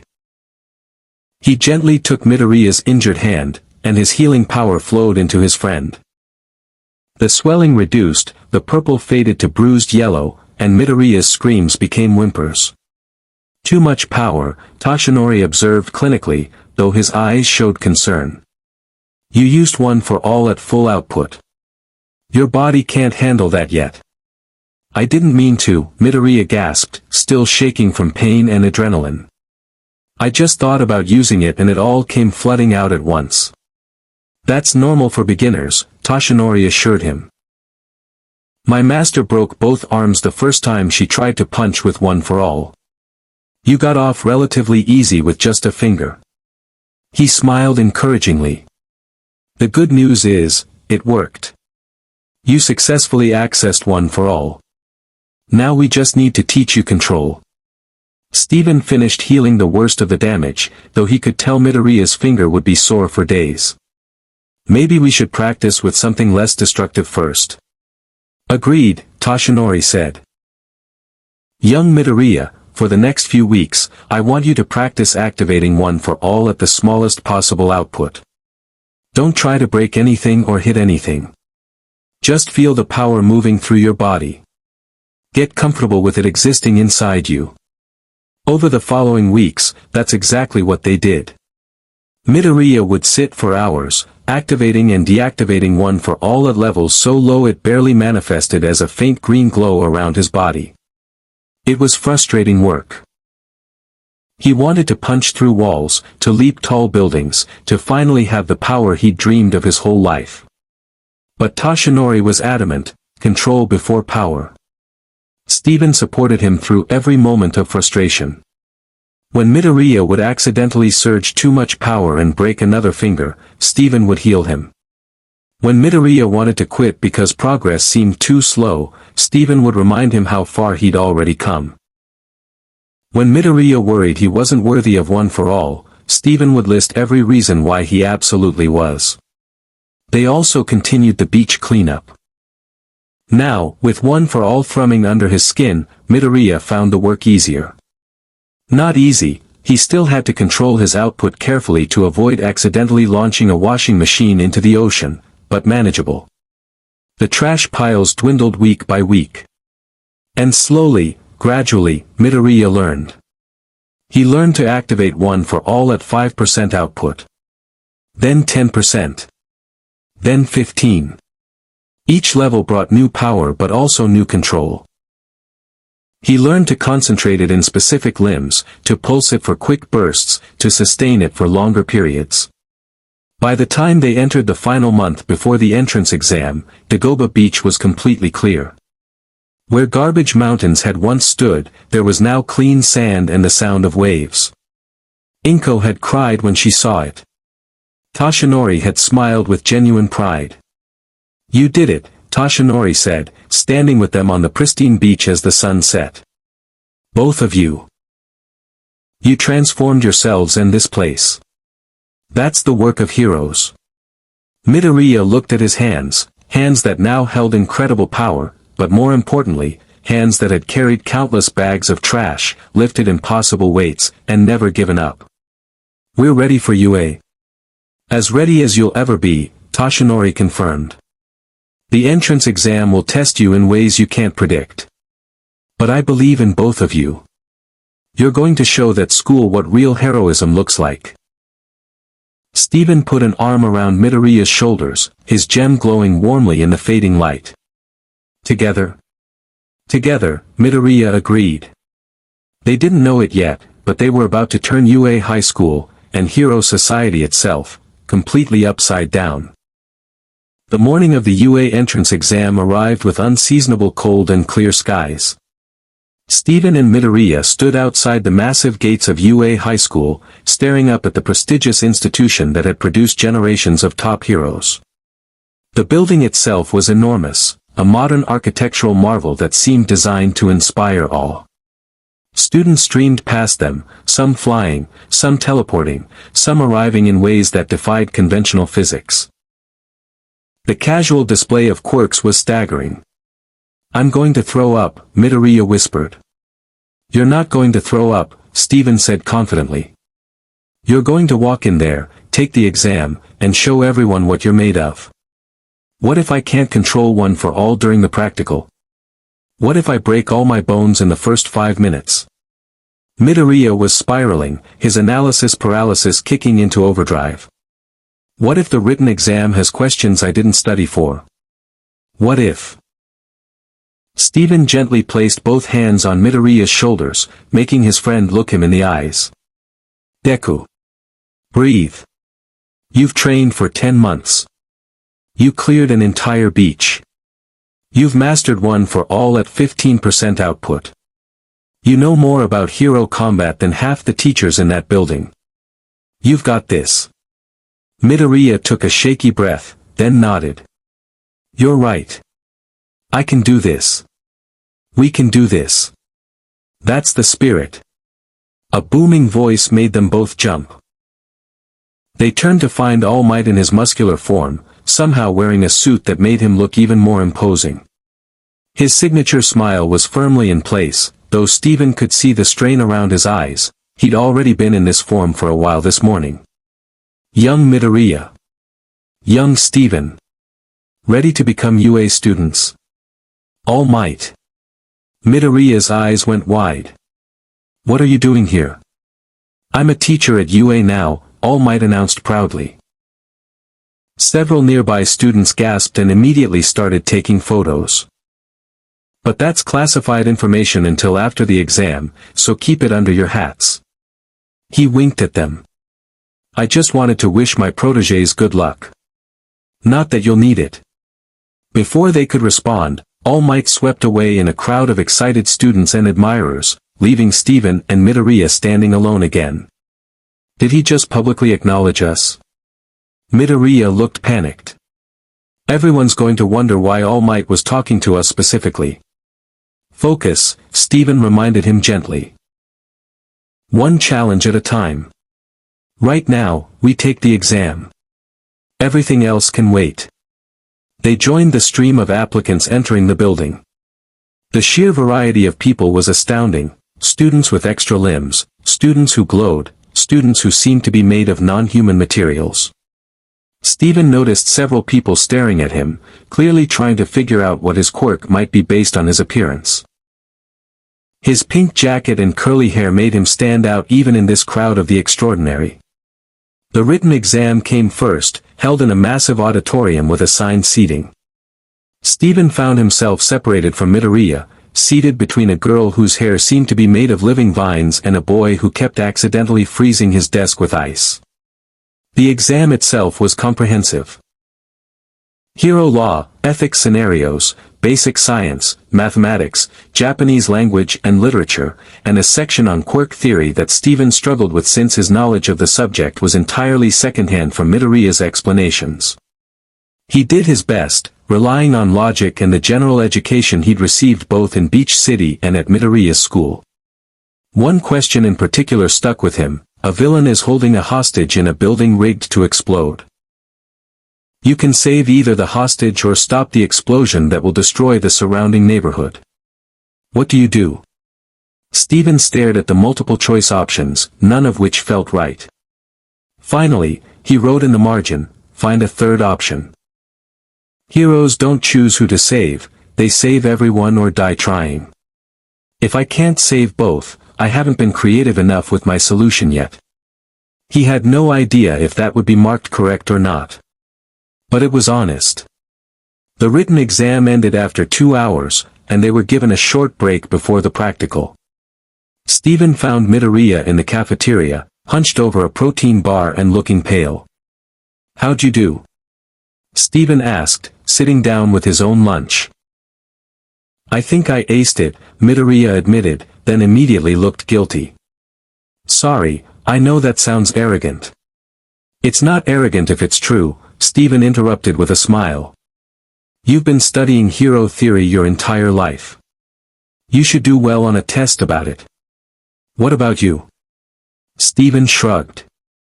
Some questions were easy, some were hard. I answered everything honestly, even when I wasn't sure about the right answer. That's all I can do. They were interrupted by someone tripping over a backpack and stumbling directly toward them. Steven reacted on instinct, his hand shooting out to catch the falling person before they hit the ground. It was a girl with short brown hair and rosy cheeks, her eyes wide with surprise. Oh my gosh, thank you. She straightened up, her cheeks flushing darker. I'm so clumsy sometimes. Nice catch. Is your quirk super reflexes or something? Something like that, Steven said diplomatically, helping her fully regain her balance. Are you okay? Totally fine, thanks to you. She beamed at both of them. I'm Uraraka Ochiko. This exam is so nerve-wracking, right? I've been studying for months, but I'm still worried about the practical portion. What if my quirk isn't suited for whatever they throw at us? I'm sure you'll do great, Steven assured her. He could feel the genuine anxiety radiating from her. She wanted this just as badly as Midoriya did. That's easy for you to say, Uraraka laughed. You look super confident. And you, she turned to Midoriya, who'd been silently observing the interaction. You've got this intense analytical vibe. I bet your quirk is something really strategic, right? Midoriya opened his mouth, clearly unsure how to answer, but they were saved by an announcement echoing through the cafeteria.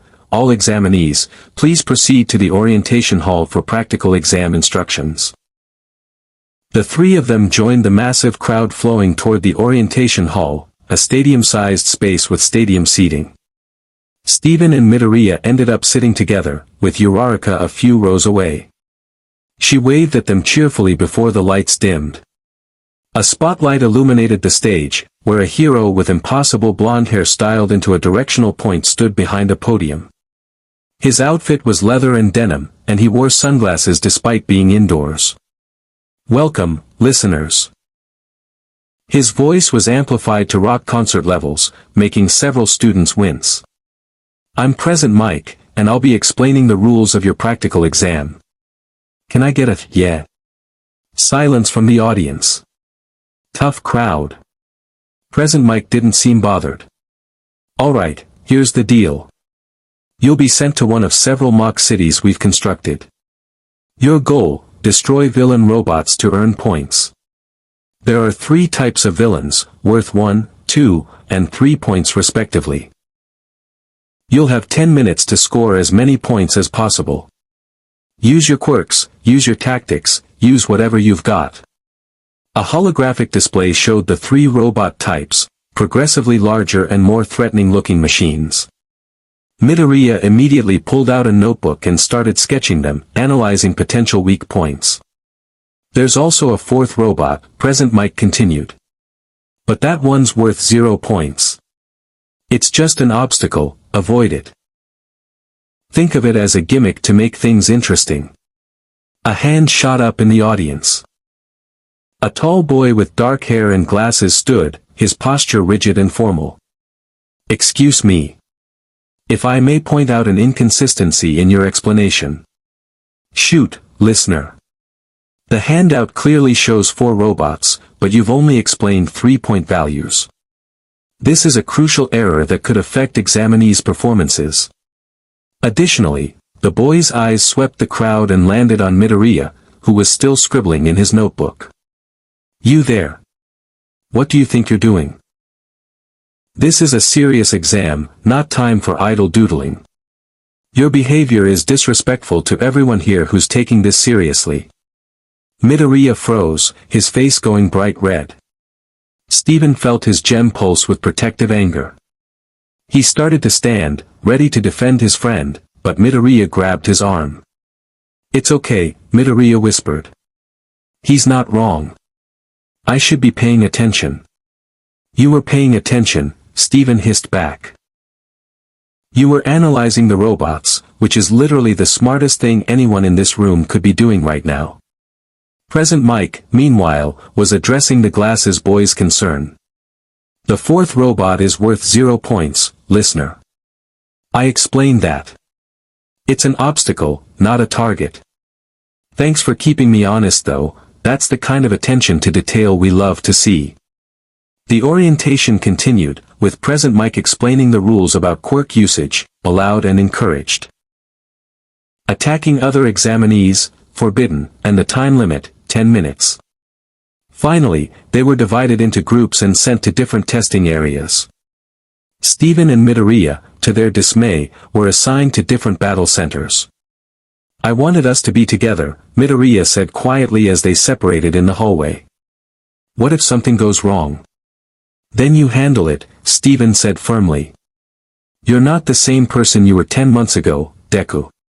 You're strong. You're smart. And you've got one for all. Trust yourself. Midoriya nodded, though his hands were shaking. You too. Don't hold back just because you're worried about scaring people. Show them what you can do. They bunked fists, a gesture they developed during training, and headed to their respective battle centers. Steven's testing area was Battle Center B. He stood with about 40 other examinees at the entrance to a mock city that looked disturbingly realistic. Fake buildings, fake storefronts, even fake civilians, probably robots or holograms. The other students were sizing each other up, some boasting about their quirks, others silent and focused. Nervous? A girl with pink skin and small horns approached him. Her eyes were yellow with black sclera, giving her an alien appearance that Steven actually found comforting. Finally, someone who looked as non-human as he sometimes felt. You look like you're about to fight a war instead of some robots. Just focused, Steven said with a smile. I'm Steven, by the way. Mina Ashido.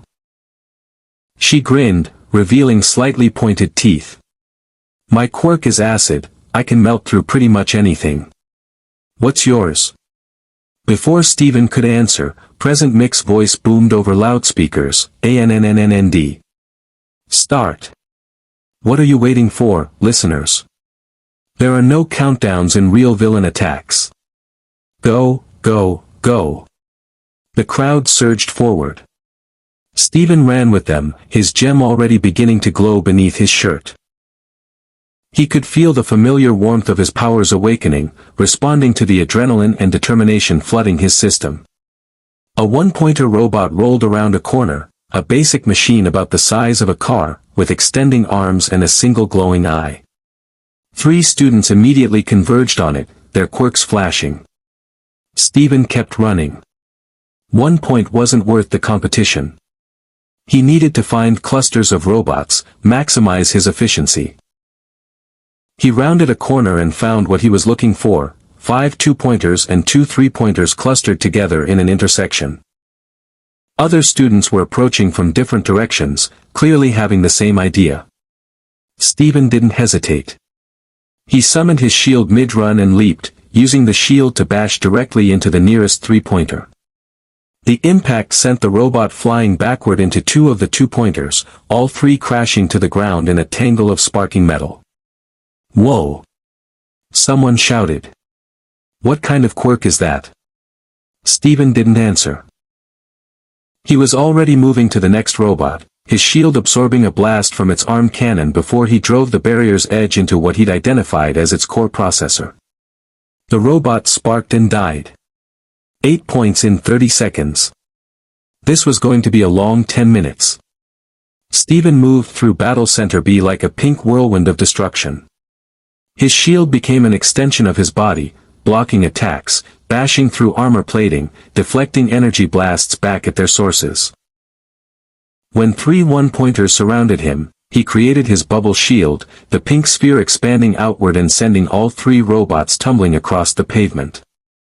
When a 2-pointer's arm cannon took aim at another student frozen in fear, Steven summoned his shield between them, protecting the paralyzed examinee while simultaneously analyzing the robot's weak points. Move! Steven shouted at the frightened student, a boy with what looked like a tape-dispensing quirk. The boy scrambled away, and Steven drove his shield into the robot's central chassis, crumpling the metal like paper. His gem pulsed with each use of his powers, warm and energizing rather than draining. This was what he'd trained for, not just the physical conditioning, but the emotional clarity. He wasn't fighting out of anger or fear. He was protecting people, stopping threats, doing what heroes do. And his powers responded to that pure intention with strength he hadn't known he possessed. Around him, other students deployed their quirks in dazzling displays. A girl created objects from her body, poles and shields that she used to vault over robots and strike their cores. A boy with engines in his legs zoomed past at incredible speeds, kicking robots with enough force to decapitate them. Someone made ice, someone else breathed fire, and through it all Steven kept moving, kept scoring points, kept making sure no other students got hurt in the chaos. He'd just destroyed his 15th robot, bringing his total to 32 points. When the ground began to shake. The tremor started as a low rumble, then built to a roar that drowned out even the sounds of combat. Students stopped fighting, looking around in confusion and growing fear. Then, from behind a cluster of buildings at the far end of the mock city, it appeared. The zero-pointer. Calling it a robot didn't do it justice. It was a walking fortress, easily 10 stories tall, with massive treads that crushed everything in its path and dozens of weapon ports bristling across its armored surface. Its single glowing eye swept across the battlefield like a searchlight of doom, and when it spoke, its voice was a mechanical approximation of malevolence. Threat detected. Eliminating. Students screamed and ran. The zero-pointer didn't care about points. It was pure destructive force, designed to create panic and test how examinees responded to overwhelming odds. And right now, it was rolling directly toward the center of the testing area, where the highest concentration of students were still fighting robots. Steven's first instinct was to run like everyone else. The zero-pointer was massive, dangerous, and worth 0 points anyway. Engaging it would be strategically foolish. Then he heard the scream. A girl was trapped under debris. A piece of building facade that had collapsed during an earlier fight. She was pulling at her leg, clearly stuck, while the zero-pointer advanced directly toward her position. Other students ran past her, too panicked or too focused on their own survival to stop. Steven didn't think. He just moved. He sprinted toward the girl, his shield already forming on his arm. The zero-pointer's weapons were beginning to charge, targeting systems locking onto the trapped examinee. Steven had maybe 10 seconds before those cannons fired. Hold on. Steven shouted, sliding to a stop beside the girl. She had short brown hair and was covered in dust and scratches. Her eyes were wide with terror. I can't move. My leg's stuck and I can't. Steven grabbed the debris with both hands, his gem flaring brilliant pink. He'd never tried to use his super strength at this level before. Most of the time, his enhanced physiology was passive, giving him above-human durability and power without conscious effort. But now he reached deep, pulling on everything his gem half could provide. The concrete slab lifted. Go. Steven grunted, muscles screaming with effort. The girl scrambled free, her leg bloody but functional. She ran, and Steven dropped the debris, turning to face the zero-pointer. It was 20 feet away. 15. 10. Its weapons were fully charged, glowing with deadly intent. Every tactical part of Steven's brain screamed at him to dodge, to run, to get out of the way. Instead, he planted his feet and summoned his shield. The zero-pointer fired everything it had, energy cannons, missiles, kinetic rounds. All focused on the single pink-haired boy standing in its path. The barrage hit Steven's shield with enough force to crack pavement and shatter windows in nearby buildings. But the shield held. Steven gritted his teeth, pouring everything he had into maintaining the barrier. His gem blazed like a star beneath his shirt, so bright that pink light spilled around the edges of his shield. He could feel the impact of each hit rattling through his body, could feel his knees beginning to buckle under the sustained assault. But he didn't drop the shield. Around him, students who'd been running stopped and turned back, staring in awe at the boy holding back a walking fortress with nothing but a glowing pink barrier. Some pulled out phones and started recording. Others just stood frozen in disbelief. "Someone help him." A voice shouted, "Mina Ashido, the pink-skinned girl from earlier. We can't just watch." But what could they do? The zero-pointer was designed to be unstoppable. That was the point. It was supposed to make examinees retreat, to test their judgment and survival instincts. It wasn't supposed to be fought. Steven felt his shield beginning to crack. Not physically, it was energy made manifest. It didn't crack like glass, but he could feel his power wavering, his concentration slipping. He couldn't maintain this forever. The zero-pointer would outlast him. Unless he changed the game. With a scream of effort, Steven didn't just hold his shield, he pushed. His barrier expanded outward, growing from a small buckler to a wall of pink light 10 feet across. The expansion caught the zero-pointer mid-barrage, and for just a moment, the massive robot actually moved backward. That moment was all Steven needed. He dismissed the shield, dropped into a crouch, and jumped. His gem-enhanced strength launched him 30 feet into the air, high enough to clear the zero-pointer's lower weapons and grab onto its armor chassis. Handholds designed for maintenance became his climbing grips as he scrambled upward, missiles and energy blasts firing all around him but unable to target what was literally climbing on the robot's body. "What is he doing?" Someone shouted from below. Steven didn't answer. He was too focused on climbing, on reaching the top of this mechanical monster. His hands found purchase on antenna arrays and sensor clusters. His feet kicked off weapon mounts and armor plates. And all the while, his mind raced with what Midoriya had taught him about robot design. Every machine has a weak point. Every system has a critical failure node. You just have to find it. He reached the top of the zero-pointer's head, where its massive central eye scanned the battlefield. Up close, Steven could see it wasn't just decorative. It was a sensor cluster, probably tied directly to the robot's targeting and coordination systems. Steven summoned his shield one more time, gripped it with both hands, and drove it directly into the central eye with every ounce of strength he possessed. The shield pierced through the reinforced casing like it was made of tinfoil. Sparks erupted around Steven's hands as he pushed deeper, his gem blazing so bright now that he couldn't see anything except pink light and electrical discharge. The zero-pointer made a sound like a dying whale, a mechanical screech of failing systems and catastrophic errors. It lurched to the side, its treads grinding to a halt, its weapons powering down in cascade failure. Steven rode the robot down as it collapsed, jumping clear at the last moment and rolling across the pavement. He came up in a crouch, shield still manifested, ready for the robot to somehow keep fighting. But it didn't. The zero-pointer lay on its side like a beached whale, systems dark, weapons silent. Defeated. For a moment, the entire battle center was silent. Every student, every observer, every camera, all focused on the pink-haired boy standing in the shadow of the fallen giant. Then someone started clapping.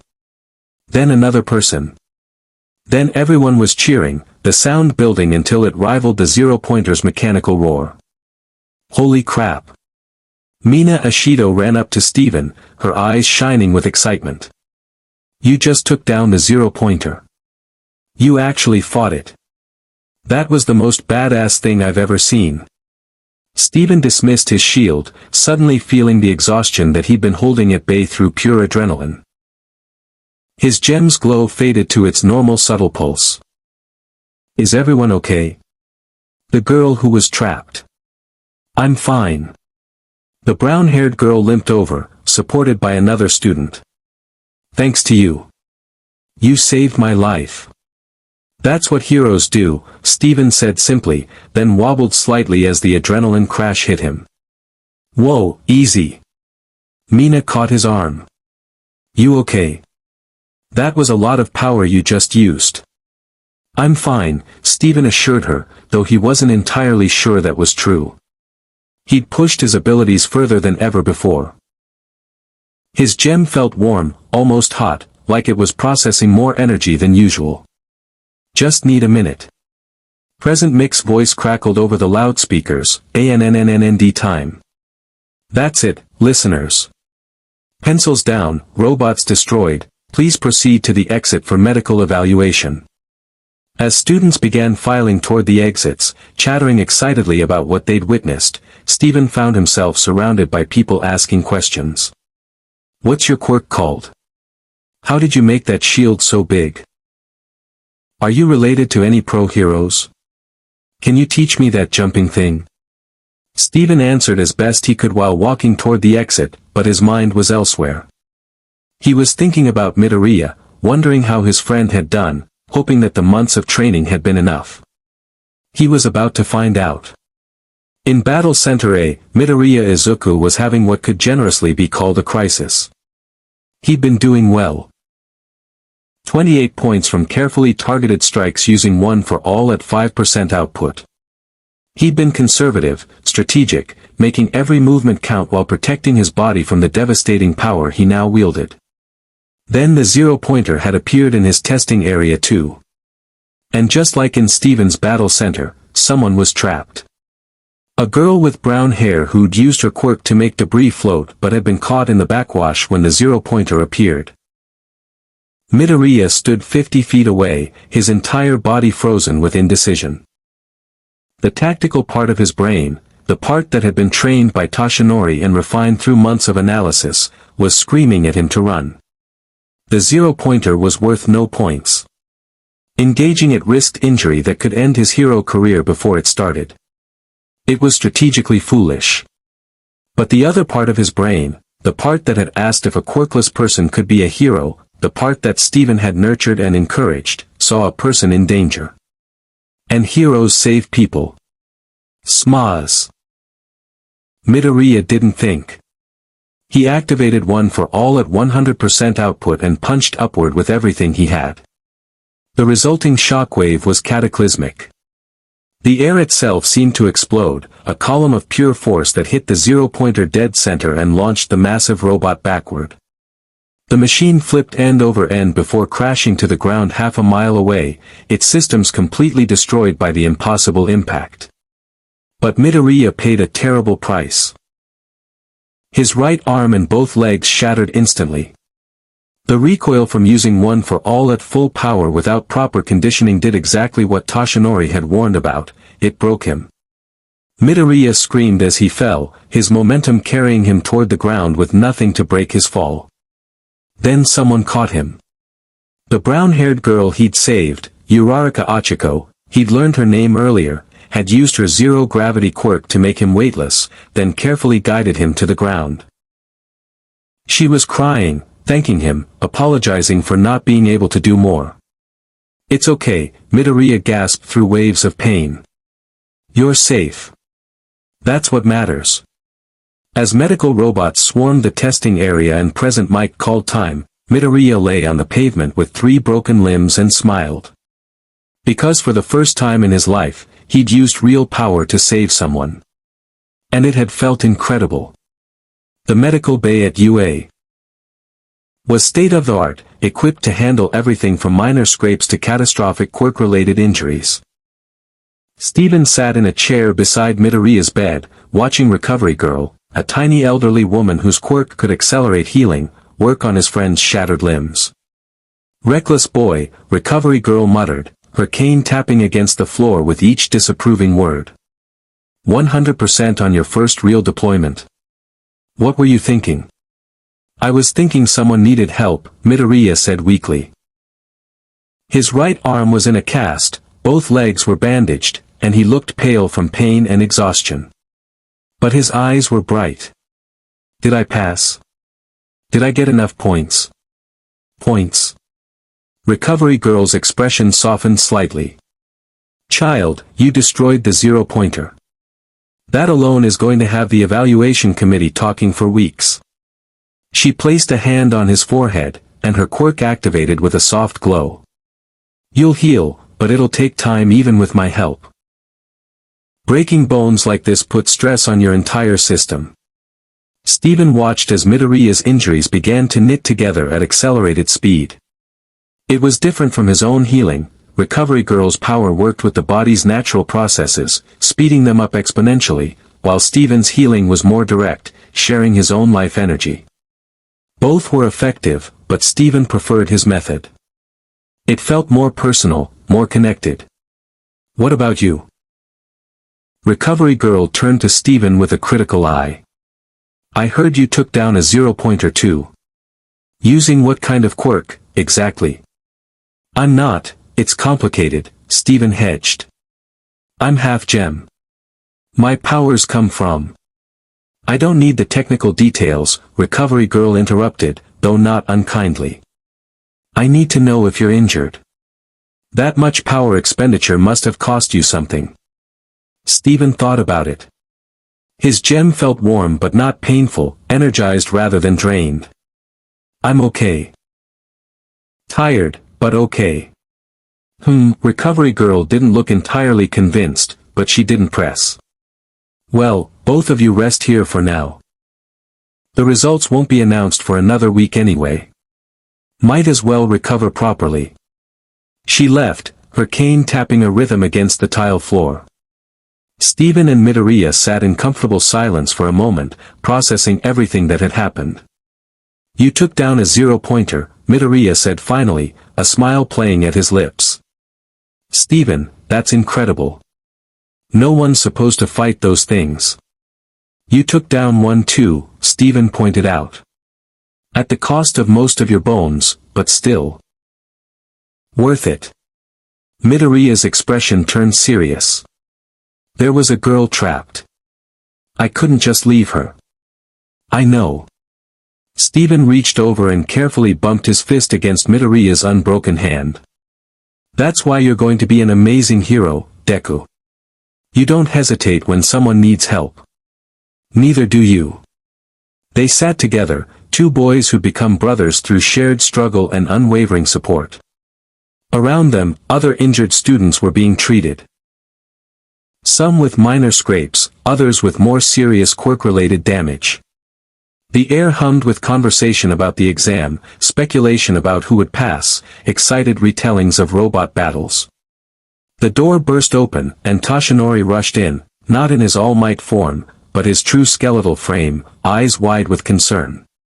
He must have transformed somewhere private the moment he heard about Midoriya's injuries. Young Midoriya. He hurried to the bedside, looking stricken. I heard what happened. 100% on your first real combat deployment. We trained specifically to avoid.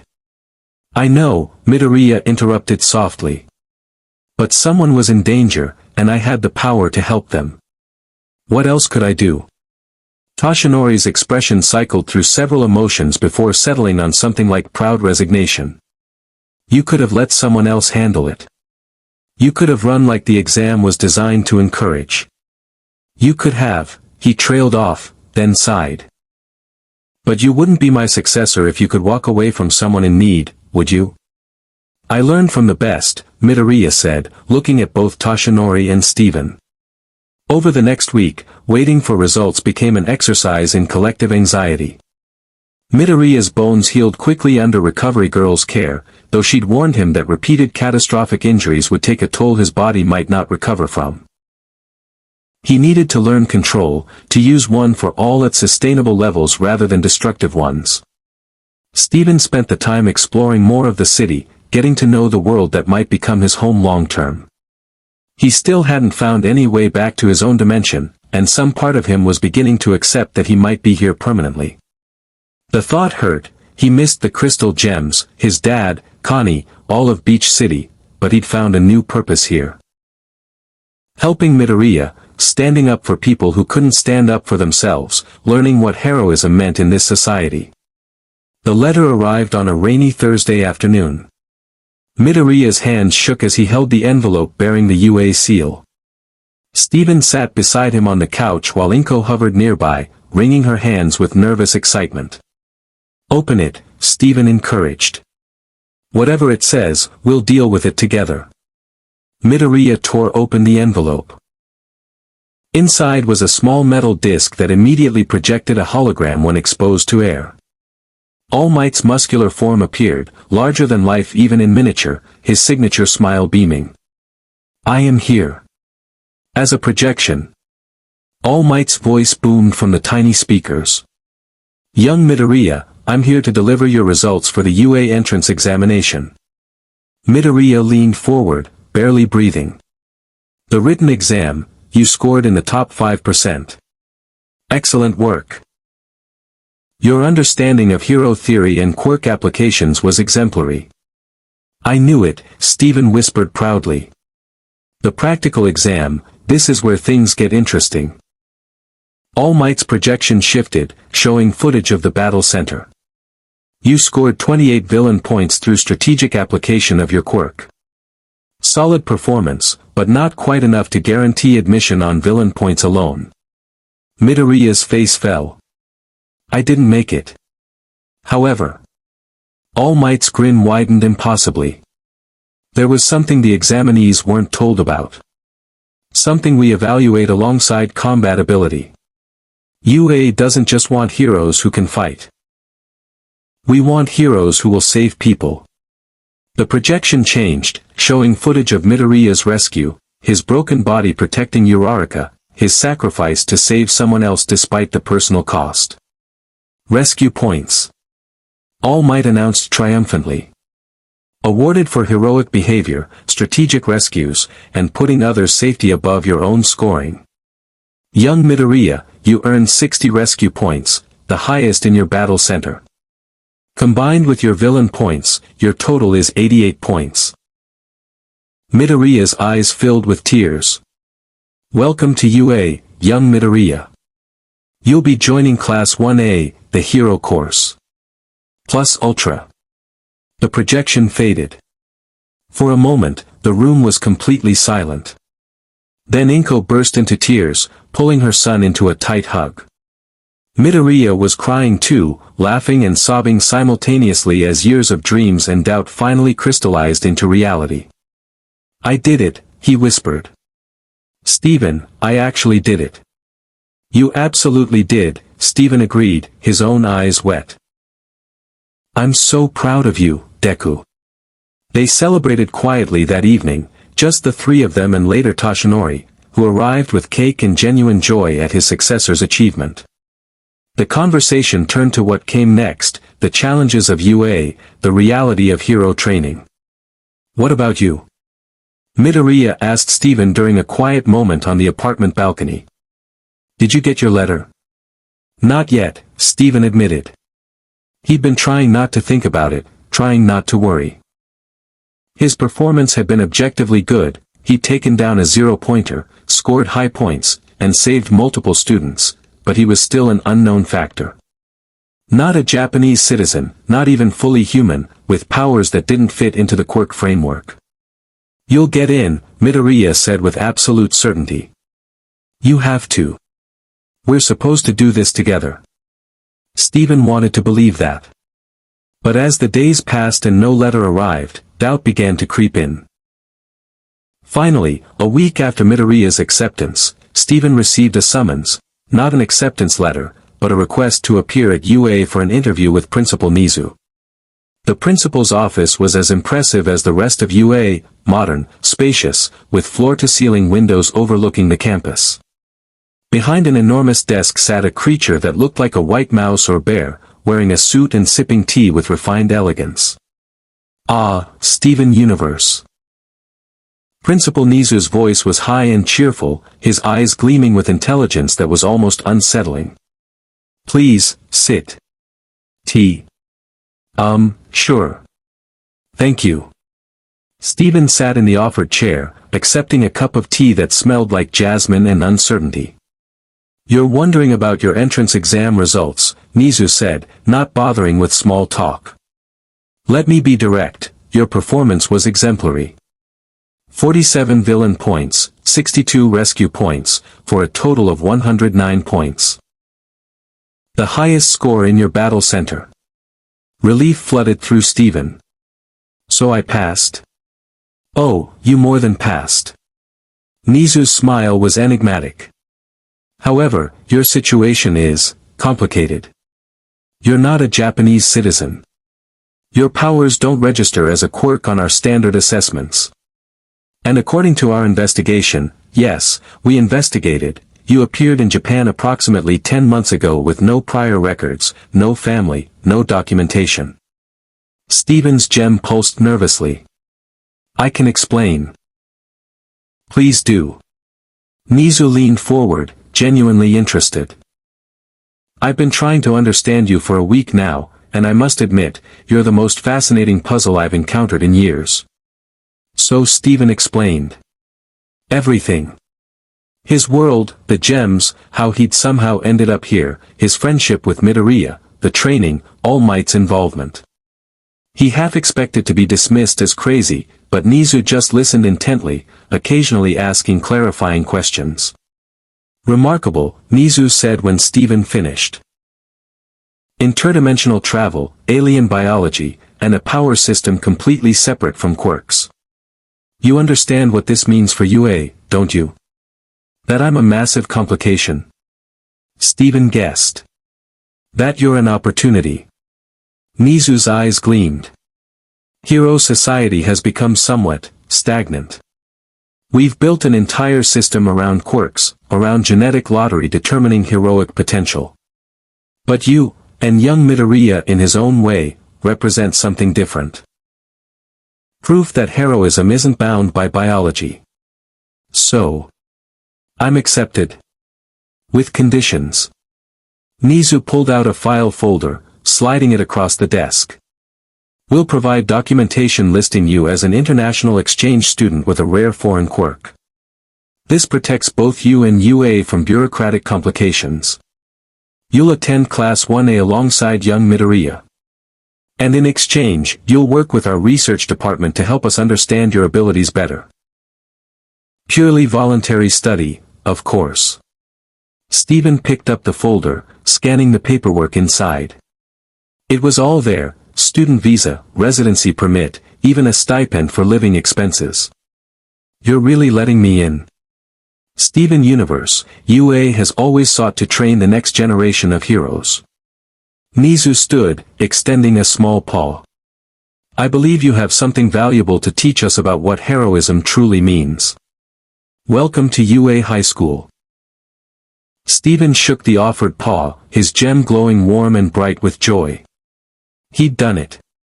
They'd both done it. Two outsiders, two boys who didn't fit the mold, had earned their place in the most prestigious hero academy in Japan. The real journey was about to begin. The first day of UA High School arrived with cherry blossoms falling like pink snow and a nervous energy that made Steven's gem pulse in rhythm with his heartbeat.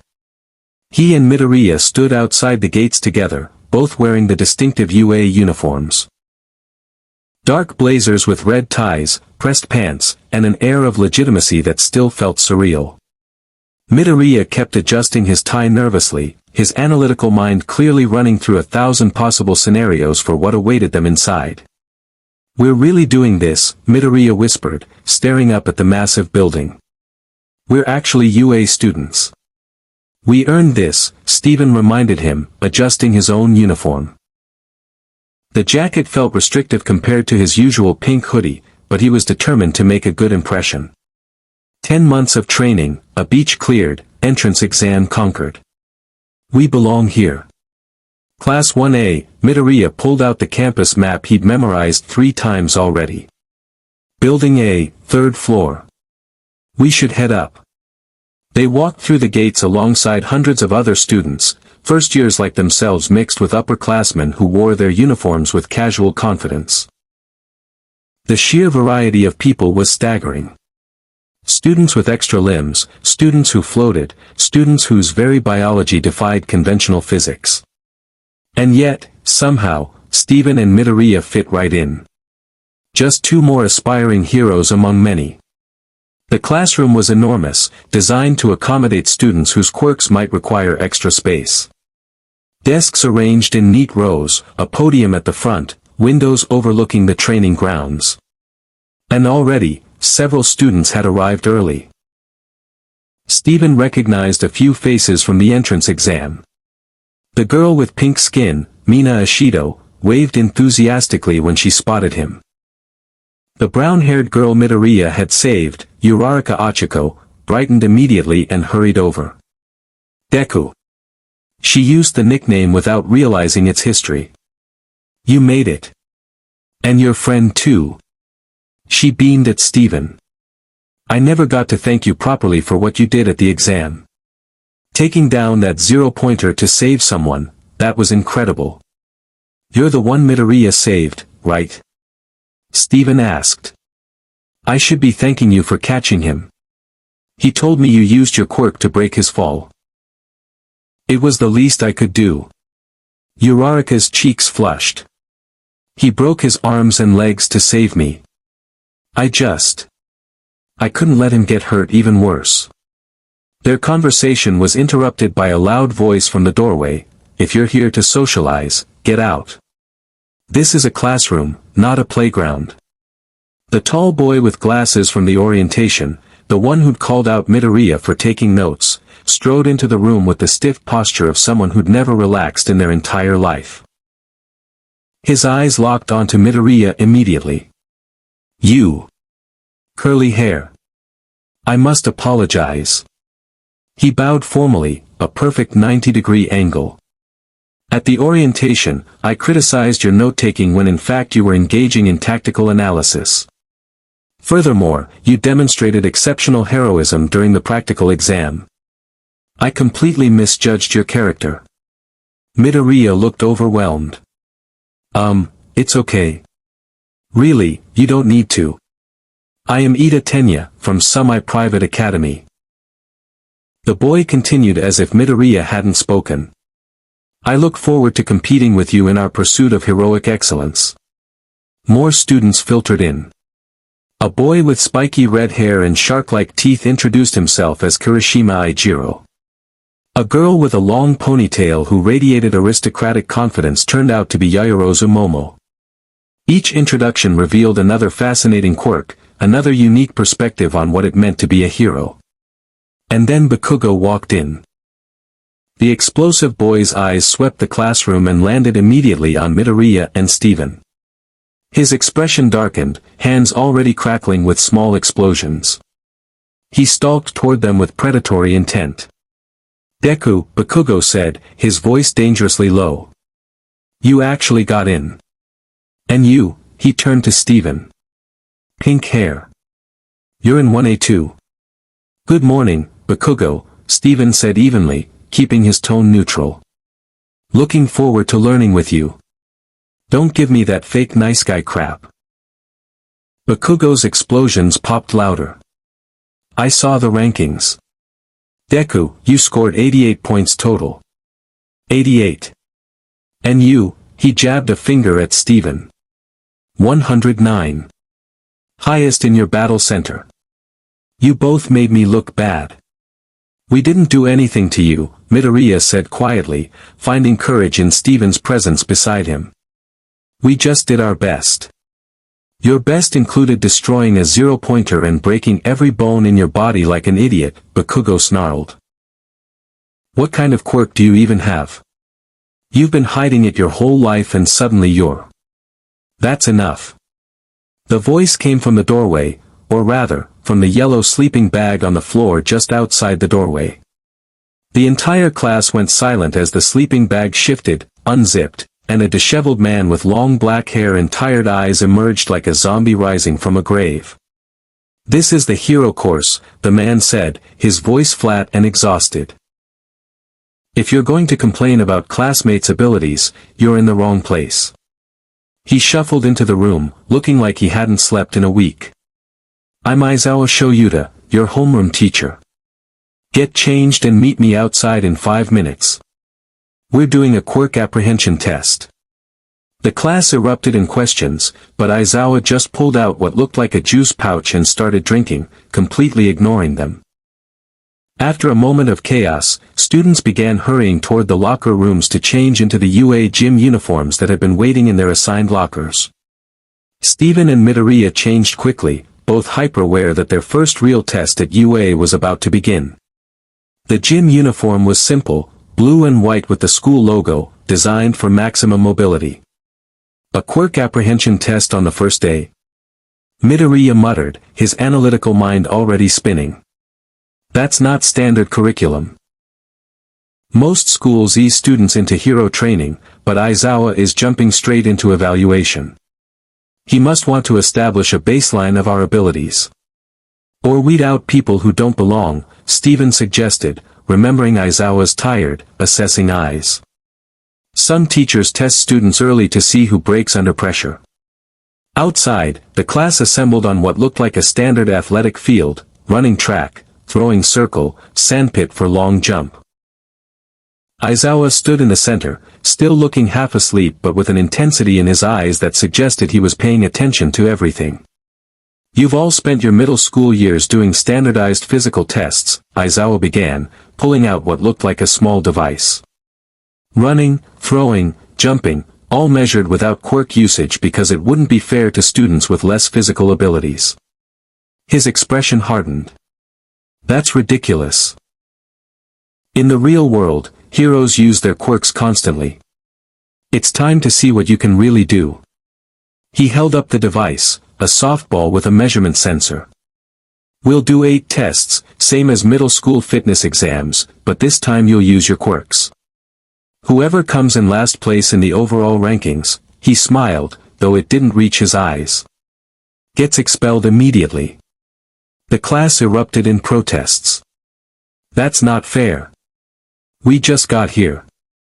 You can't expel someone on the first day. I can do whatever I want, Aizawa said flatly. Welcome to Plus Ultra.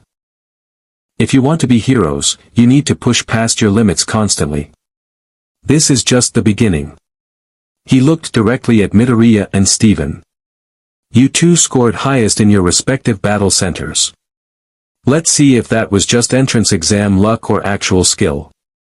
The first test was the softball throw. Bakugo went first, using his explosion quirk to launch the ball with tremendous force. 705 meters. The class gasped in awe. That's what I'm talking about. Bakugo grinned viciously. Try to beat that, extras. Student after student took their turn. Uraraka used her zero gravity to make the ball weightless. It floated infinitely upward until Aizawa stopped the count. Infinity.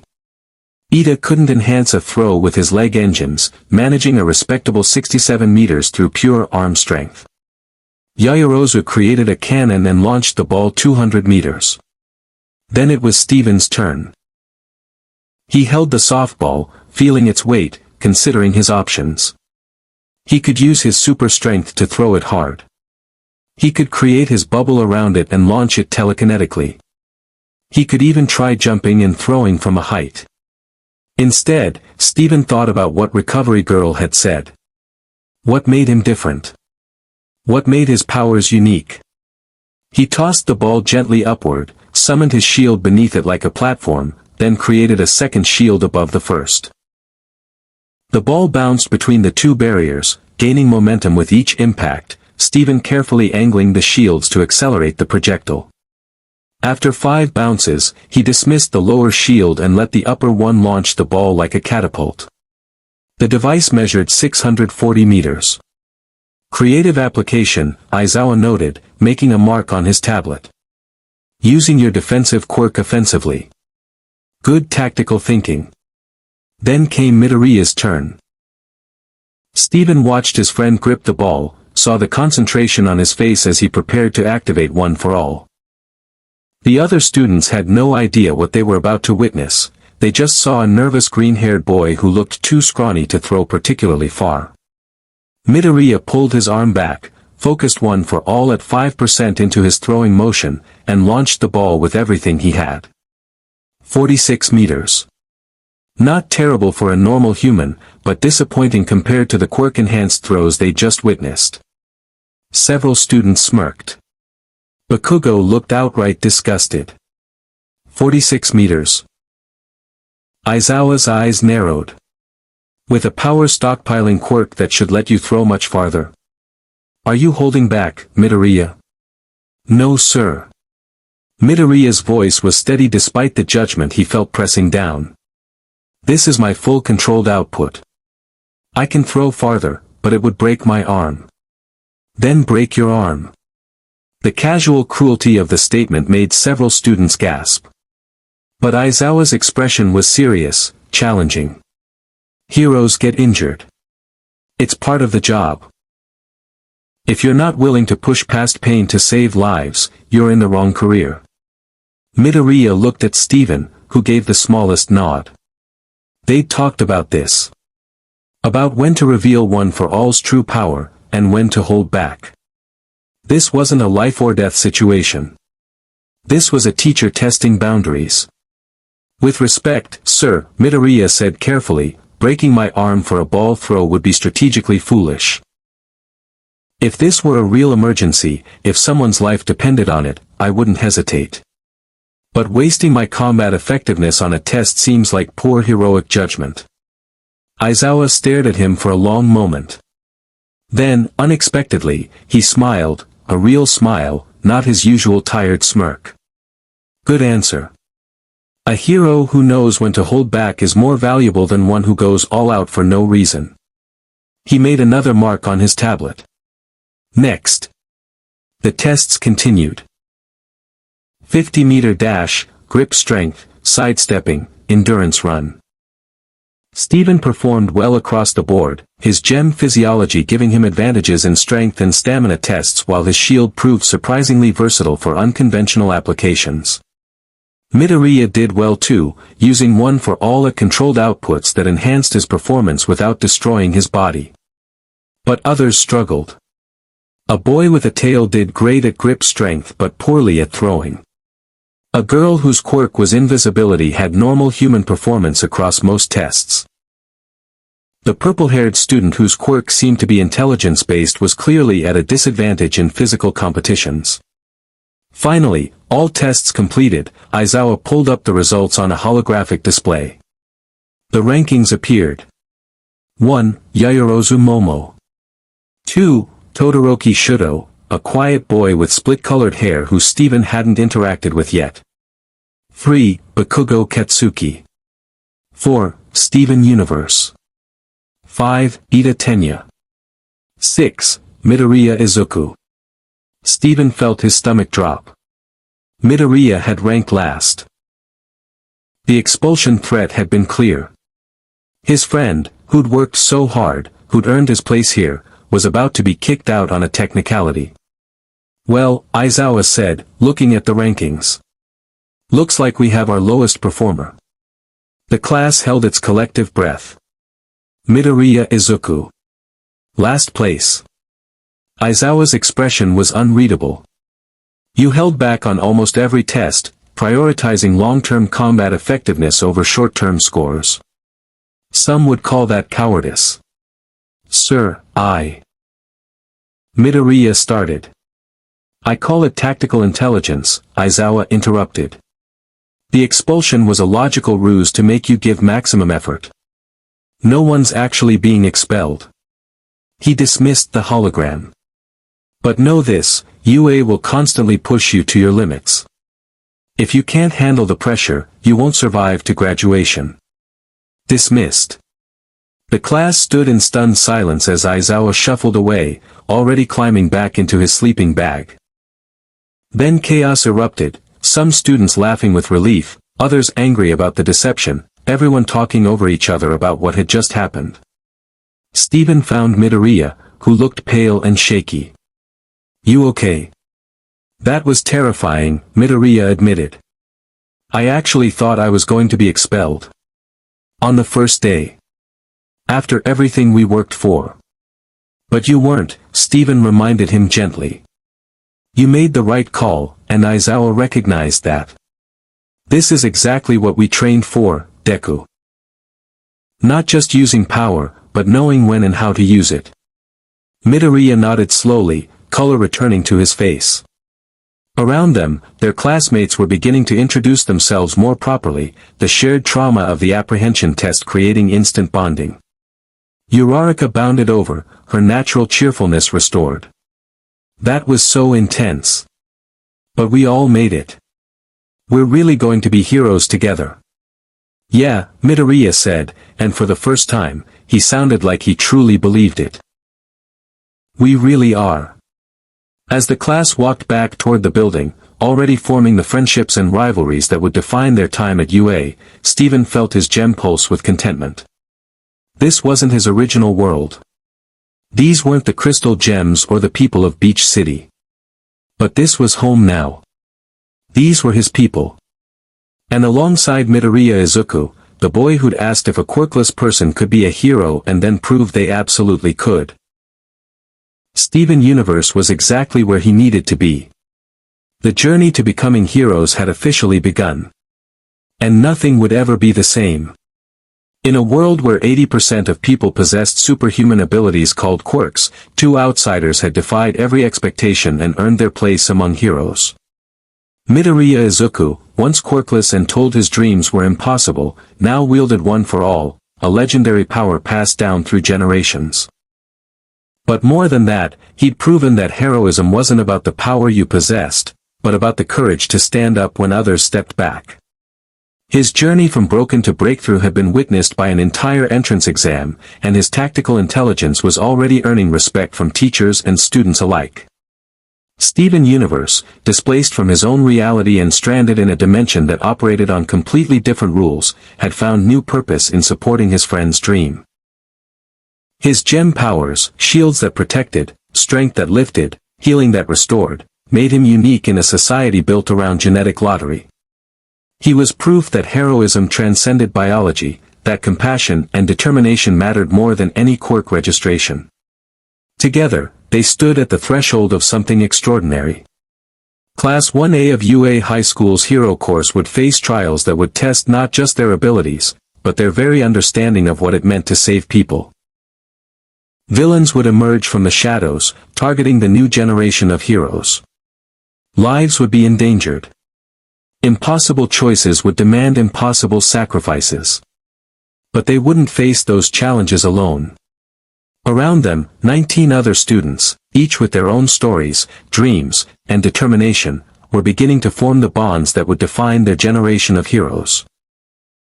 Uraraka's infectious optimism, Ida's rigid honor, Bakugo's explosive ambition, even the quiet intensity of students like Todoroki who'd barely spoken, they were all pieces of something larger. And watching over them all, teachers like Aizawa who seemed harsh but genuinely cared, and All Might who'd staked his legacy on Midoriya's potential, would guide them toward becoming the heroes society desperately needed. Steven sometimes still dreamed of home. Of the crystal gems searching the multiverse for him, of his dad's worried face, of Connie wondering where he'd disappeared to. But he'd learned something important in this strange new world: home wasn't just a place. It was the people who believed in you, who stood beside you, who refused to let you give up on yourself.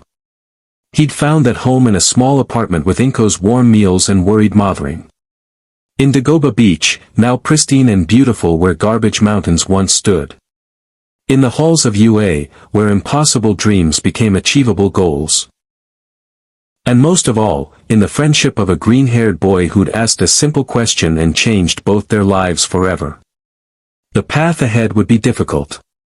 Hero society had built itself on assumptions about power and worthiness that Steven and Midoriya challenged simply by existing. Not everyone would accept them. Not everyone would understand that heroism came in forms beyond quirks and genetics. But they would prove it anyway. One rescue at a time. One villain defeated. One person saved who thought they were beyond saving. Because that's what heroes do. They show up. They don't give up. And they save people with a smile, no matter how impossible the odds might seem. As Steven and Midoriya walked into UA High School on that first day, neither knew the full scope of adventures, dangers, and growth waiting for them. They didn't know about the League of Villains that would target their class. They didn't know about the sports festival that would broadcast their abilities to the entire nation.